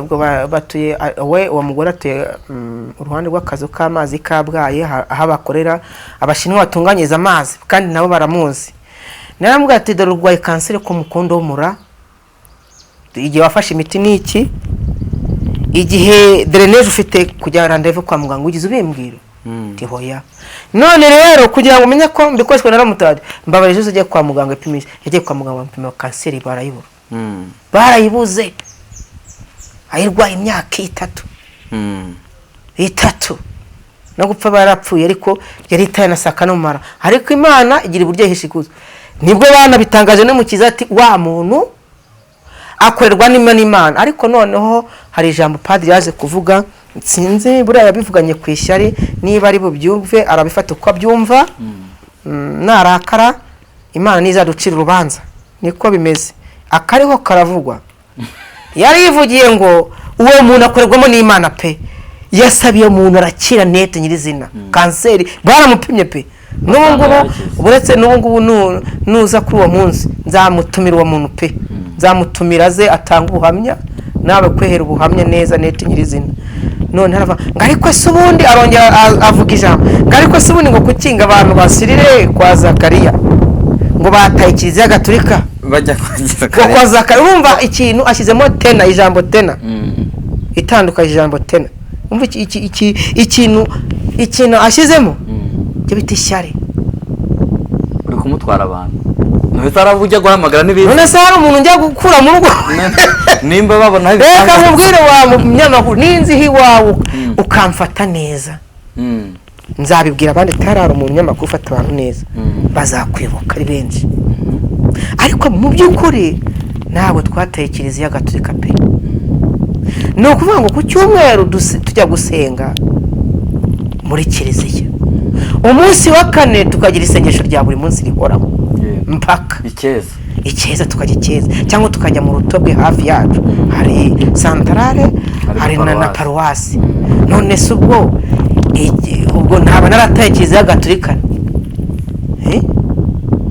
urumva naba narataye ariko urumva ko padiri yarashimye ariko ashije miza mu kuki ngo mwataye Kiliziya Gatolika ngo mwaganye nk'abapadiri urumva biyemeza ko agaciro ibintu byose aribo babikora no hari abandi Imana haye ingabire barahari bavuga bikemera kandi abo ngaho do Yezu yabanditse mu gitabo cy'ubugingo ari ry'ijambo avuga ngo ijambo avuga ngo nimwishimire ko roho mbi muzirukana ahubwo mwishimire ko mwanditswe mu gitabo cy'ubugingo kuba ndi mu gitabo cy'ubugingo nzi ko nzajya mu ijuru uko bizambera kose Yeremiya 11 kuva ku murongo wa 18 kuya ku murongo wa 23 abantu bafite rero Bibiliya muraza kumva ayo magambo biraza guhura n'ibyo turimo kuganira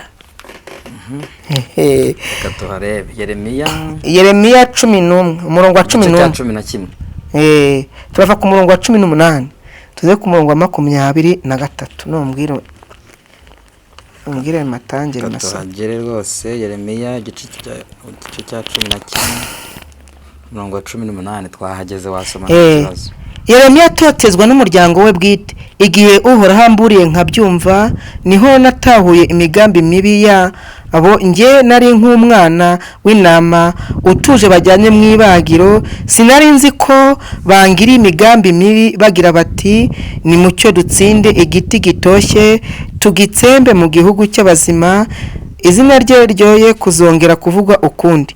Uhoraho umugaba w'ingabo, wowe utegekana ubutabera ugasuzuma imitima n'ibitekerezo, nzareba uko uzabihimura kuko ari wowe nashinje akarengane kanjye.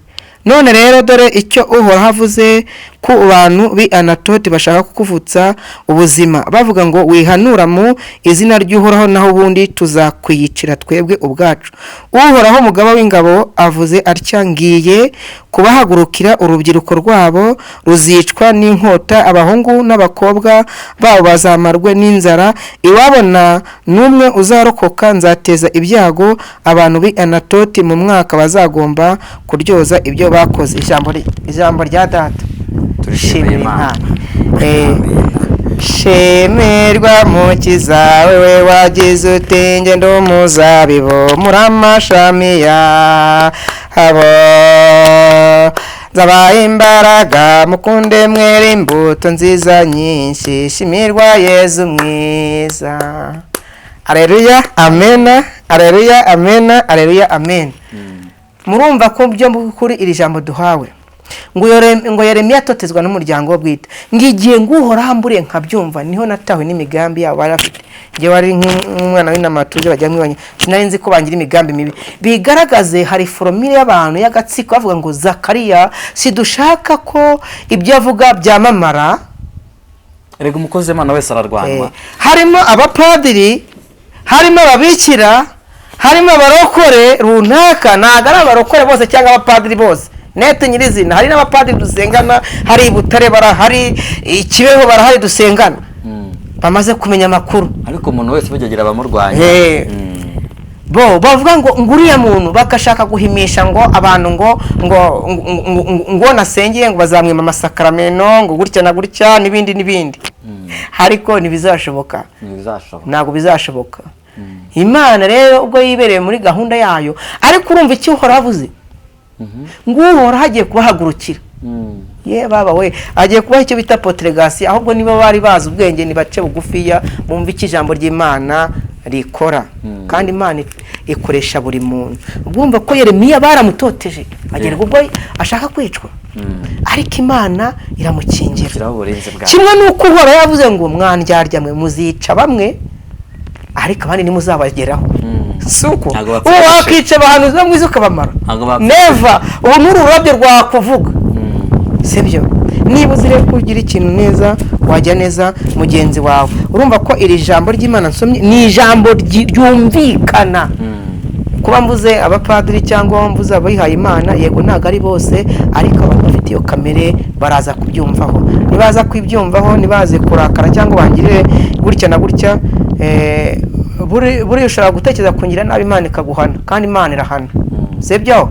Hari ijambo twiye kuvuga ryo nigize kuvuga, uriya musaza wagiye guhanura anyura ku bana bari ku kibuga 40, bamwe ngo harusaga rw'uruhara rubiwe. Umusaza arahindukira arabavuma, bagiye gutashya intara zirabarye bose ari 40 zirabamara. Ntibapfuye se?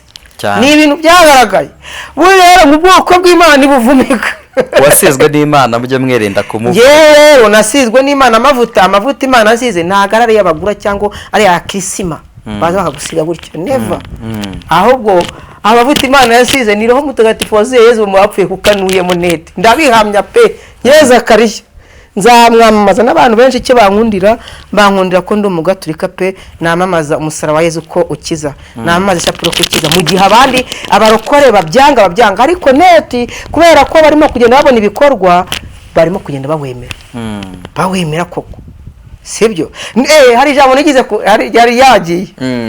Nabwo ati hari umurokore kugiye kujya Impaka ngi Kigali, ariko nza kumubwira ngo uzafata indorogo munini uhagarare gutya nete nyirize no wambonye, ugire gutya urebe iki gitambiko iki gihagaritse gutya kumanuka, urebe n'aya maboko dukozwa mu musaraba uzawucikira wa mwisilamu uzawucikira wa murokorewe uzawucikira nawe ubwawe uhetse neti nyirizina nushaka kuvuga ibiki ariko neti ukuriho pe pari hazari faka ukuriho uzakora umurokore uzakora icyo Imana ishaka Imana izamujyana mu ijuru icyitonderwa umugatolika uzakora icyo Imana ishaka Imana izamujyana mu ijuru umwisilamu uzakora icyo Imana ishaka izamujyana mu ijuru umwadeperi uzakora icyo Imana ishaka izamujyana mu ijuru aho abapfumu bizabati kuzimu baba babizi mbaciriye urubanza neti niba badahindukira batwitse ahubwo ayo marozi yabo niba yateye mu izina rya Yezu na Mariya niba batata igiye kwa icyo bita potregasiyo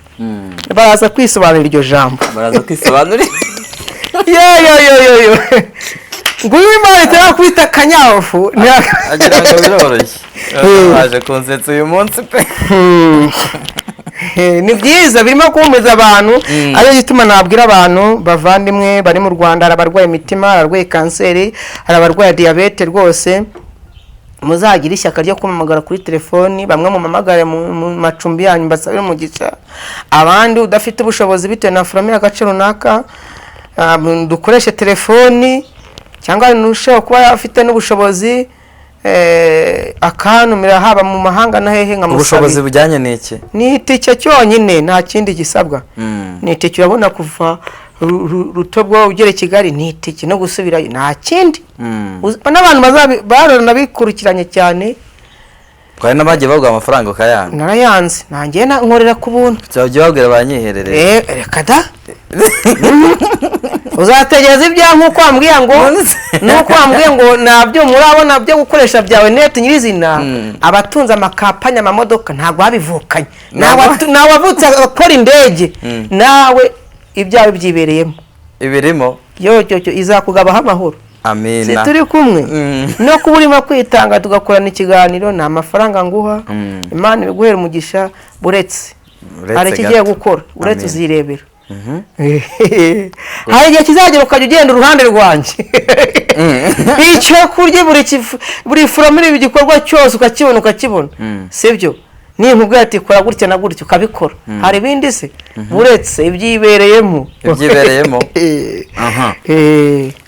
hanyuma reka tugane ku musozo yogana ku musozo muri ubu buryo reka mbanze ngo usenge isengesho ryo gusoza ikiganiro cyacu ariko urasa gusengera abarwayi usengere abo bose twagiye tuvuga bafite ibibazo bitandukanye abakiri mu byaha n'Imana ibasure kugira ngo babashe guhindukira nabo bazaragwe ubwami bw'Imana kandi dusoze mu by'ukuri dusenga kugira ngo Imana itugirire neza dusaba n'umugisha w'Imana mu izina rya Yesu amen ku izina ry'Imana Data n'Umwana Mutagatifu amen ndagusingiza Nyagasani Yezu nyirimuwe ndagusingereza mu barwayi bari mu isi yose ari abarwaye sida na kanseri bakize ari abarwaye diabete ari ababuza amahoro ari ababuza abandi amahoro ari abataye umutwe ari ababuza akazi ari abarwaye sida na kanseri bose ndabasengeye mu izina rya Nyagasani Yezu bakize hindura imitima banze guhinduka ndetse n'ababuza abandi amahoro nabo ubagirire impuhwe ubambura ubugome bwabo ubutwike ariko simvuze ngo batwike ariko nabo bahindure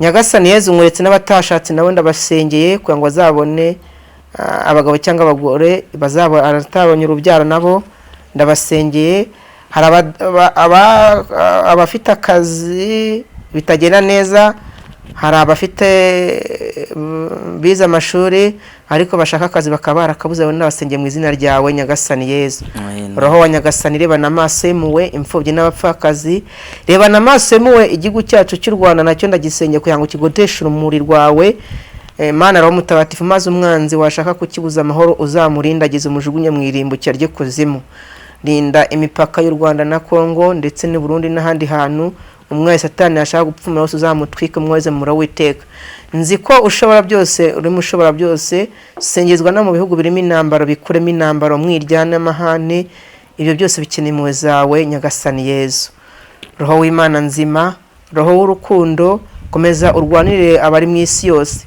kandi nsengeye n'abandi bose abafite amatelefoni bose barimo kunyumva nyagasani, impuhwe z'Imana zibakoreho. Hari benshi barwaye amavi bakumva ko batazakira, ubakize nyagasani Yezu. Hari benshi barwaye sida bumva ko batazakira, ubakize nyagasani Yezu. Hari benshi barwaye umutima bakumva ko batazakira, ubakize nyagasani Yezu. Hari n'abarwaye ibibyimba mu mara, hari n'ababazwe mu migongo bategereze ko bazakira bakanga gukira, ariko nzi ko ushobora byose ubakize nyagasani Yezu. Hari n'abataye umutwe kubera abandi, abo bose ndabasengeye. Impuhwe zawe rero nizibarengere, ubwiza bwabo babonekeho, maze umwanzi Satani umujugunye mu nyanja y'ikuzimu. Nyagasani Yezu, nongeye kukwereka abarozi b'abagore bari ku isi yose n'abarozi b'abagabo, uburozi bwabo bambureho bari ku isi yose, ubutwike. Ibyo bapfundikanya, iyo migozi yabo bohanya uyitwike kandi uyitesha agaciro. Ibyo bazunguza ubirohe mu nyanja y'ikuzimu. Hari benshi abeshya bagenzi babo ngo barabavura ngo barakira kandi badakira, abagamije kwishakira indongo. Turakwinginze rero Yezu Nyirimpuhwe, isi igaragaremo ikimenyetso cyawe, ikimenyetso cy'umwanzi gikorwa n'isoni kimwabo. Manukira rero mu bantu batumva ku isi yose bumve, manukira mu bantu bafite ikibazo cyo kutihagarika neza bihagarike, abafite ubukene, abafite ikibazo cyo kubura aho baba, abo bose bakeneye impuhwe zawe. Manukira no mu bantu barenganya abandi ku isi yose bagamije kubagira nabi, abo bose nabo bahindure kandi bumve ijambo ryawe. Yezu Nyirimpuhwe, vuga ijambo rimwe umwanzi Satani akunkukira ikuzimu kuri iyi saha, ndimo kwamamaza impuhwe zawe. Abo bose rero ndabasengeye. Nzi rero ko ushoboye byose kandi urimo ushobora byose. Nyagasani Yezu, nsengeye n'abantu bari kuri bafite amatelefoni mu isi, hari abaza kwakira ubutumwa bakabwakira bishimye, abo baho umugisha. Hari abaza kwakira ubutumwa bavuma cyangwa bivuvumanga, abo babarire, ahubwo uwo mwanzi ubatera ishya n'inzangano ndamucyashye mu izina ryawe. Twika uwo mwanzi umutesha agaciro kandi umworeze ikuzimu. Turagusingiza Nyagasani kugira ngo icyo kigirwamana kirimbure kandi ucyoreze ikuzimu. Nsenge rero abihaye Imana bose, harimo n'abapadiri n'abandi bose, bajya babasha gutunganya umurimo uko bashinzwe Nyagasani Yezu. Hari abakora imirimo Yezu Nyirimpuhwe bakayikora baryaryana, bakingakingana, babeshyana nyaguhora ku ngoma. Tukabona bari kuri aritari basingiza Imana, ariko ubwabo roho zabo zihanganye, ariko ubwabo bapingana, babyetana amafaranga iki bitewe n'ikintu runaka. Abo bakoresha uburyarya nabo ndabasengeye mu izina ryawe. Uwo mwanzi Satani ndamusohoye mu izina rya musohoye mu bana ba murohe kuzimu Nyagasani Yezu. Izina ryawe rero ryiyoborere abatuye isi. Nyagasani Yezu, nsengeye n'uwo muvandimwe turimo gukora n'ikiganiro nawe kugira ngo uzamuzamure mu intera, ari iburyo, ari ibumoso, ari inyuma, ari hasi, ari ku mutwe, ari imbere, kugira ngo iteka ryose ajya ahora abona ikuzo ryawe. Tuzi ko rero wowe mushobora byose.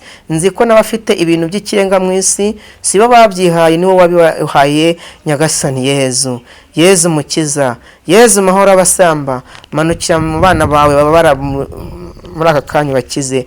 Manukira mu bantu bari ku isi yose barimo kunyumva kandi bateze amatwi. Impuhwe z'Imana zibagereho. Ndambuye ikiganza cy'umugisha muri aka kanya, ndambuye ikiganza cy'umugisha ukiza abana bawe. Ni wowe unuyemo Yezu, ni wowe urambura ikiganza cy'umugisha ugakiza abana bawe. Uko ari wowe wamaye ububasha bwo gucyaha za Dagoni n'ibindi bigirwamana by'amoko yose ubirimbure. Ndagusingiza rero, ngusingiriza no muri Kiliziya Gatolika cyangwa no mu yandi matorero, kuko Nyagasani Yezu uritegereza ihangana ririmo. Iryo hangana naryo uriryirukane maze uitesha agaciro Kristo Mwami. Tuzi ko ari wowe ushoboye byose kandi wari ukora imirimo n'ibitangaza. Ni wowe wivugiye ngo uzakora gushaka hagati muri isi, uzamuha umugisha. Nyagasani Yezu, manukira mu mitima y'abatuye isi, manukira mu banyarwanda bari mu isi yose, aho bari mu isi, ari mu mahanga, manukira mu gihugu cy'u Rwanda. Abo bose ndabakweretse, buri muntu wese umurinde kandi umurwanirire. Singirizwa no mu bitaro, abari mu bitaro muri aka kanya n'abarimo kunyumva ubakize Nyagasani Yezu. Ndamagana roho mbi zibatera kumeneka umutwe, ndamagana roho mbi zibatera kuribwa mu mutwe no mu mutima zikababuza guhumeka, ndamagana ibituma abarwara ibibyimba mu mutwe mu izina rya Yezu. Sorute sekibi, turagusingiza rero kugira ngo wirukane sekibi zamuko Nyagasani Yezu. Vuga ijambo rimwe umwanzi satani ajye mu nyanja y'akamazuku. Yezu Yezu Yezu Yezu Yezu. Yo la pope sos be de la mama yo ya skolo la contre la mama Rwanda skolo Jésus. Muri aka kanya ndambuye ikiganza cy'umugisha nyirambure ku bana bawe, ndambuye ikiganza cy'umugisha nirukana roho mbi z'amoko yose kandi uzitesha agaciro. Kandi Nyagasani yewe ndagusaba kugira ngo uteshe agaciro abapfumu bari mu isi yose, ari abapfumu abagore, abapfumu abagabo, ibyo bakora, ibyo bakenyera, ibyo batamunsi y'urugo, ibyo bazunguza bitesha agaciro, abagendera mu njangwe no mu bindi bintu batesha agaciro. Ndamagana shitani z'amoko yose Nyagasani Yezu. Yezu mukiza, uwo mukiza munsi no mweje turakwinginze kugira ngo urengera abana bawe. Kiza abarwayi bari mu isi yose. Uri hano Kristo nyirimuwe, uri Yezu nyirimuwe, ufite imbaraga n'ububasha Mana Roho Mutagatifu. Uri roho urukundo twubuye amaso tuyerekeze mu gihugu cyo mu ijuru kugira ngo manukire mu bana bawe Yezu. Yezu Yezu Yezu. Kandi nsengeye n'abantu bose barimo kumva, barimo kunyumva, barimo kumbona Yezu ubaho umugisha. Hari abari kwishima ubaho umugisha, hari abatishima ubakuremo ibyo bigirwamana nabo ndabasengeye kugira ngo ubahe kwishima, ubumvishe ko ari wowe ufite imbaraga Nyagasani Yezu. Hari ari butekereze kuba bandwanya ubacecekeshe, indimi zabo uzinage mu nyanja y'ikuzimu. Abo nabo ndabasengeye ntago ari indimi zabo bwite nyaguhora ku ngoma, ahubwo ni indimi z'umwijima, nabo bagarure mu rumuri wamaye. Ndabasengeye kugira ngo nabo baha amahoro. Icyo nifuza nuko twese dufatana urunara rwagati muri isi tukaririmba izina ryawe. Abari bahujwe n'ingeso mbi z'ubusambanyi, ubwicanye cyangwa amacabiranye, uburiganya, bahuzwe no kugusingiza Nyagasani Yezu. Amen. Twese tugirane inama, twese dutegekane. Ndagusingiza muri akanda mu kiganza cy'umugisha kugira ngo urengera abana bawe Yezu. Kandi nkuretse n'umwana turi kumwe umurwanirire. Turakwinginze rero, tuzi ko uri mushobora byose kandi tuzi ko imukora ari nyinshi, tuzi ko ukora imirimo n'ibitangaza. Kora ibitangaza ukiza abana bawe Yezu Yezu. By'umwihariko Nyagasani Yezu nsengeye igihugu cy'u Rwanda aricyo ndimo, ndagisenge kugira ngo ugiha umugisha n'amahoro, ukirinde abagome n'abagambanyi, ukirinde umwanzi satani ahazaturuka hose uzamunyukanyuke. Nsenge ndetse n'ibindi bihugu biri mu isi yose birimo intambara, harimo Kongo ndetse n'Uburusiya n'ibindi bihugu byose ubikure mu miryango. Hari n'intambara ziri mu mitima y'abana bawe uzikuremo Yezu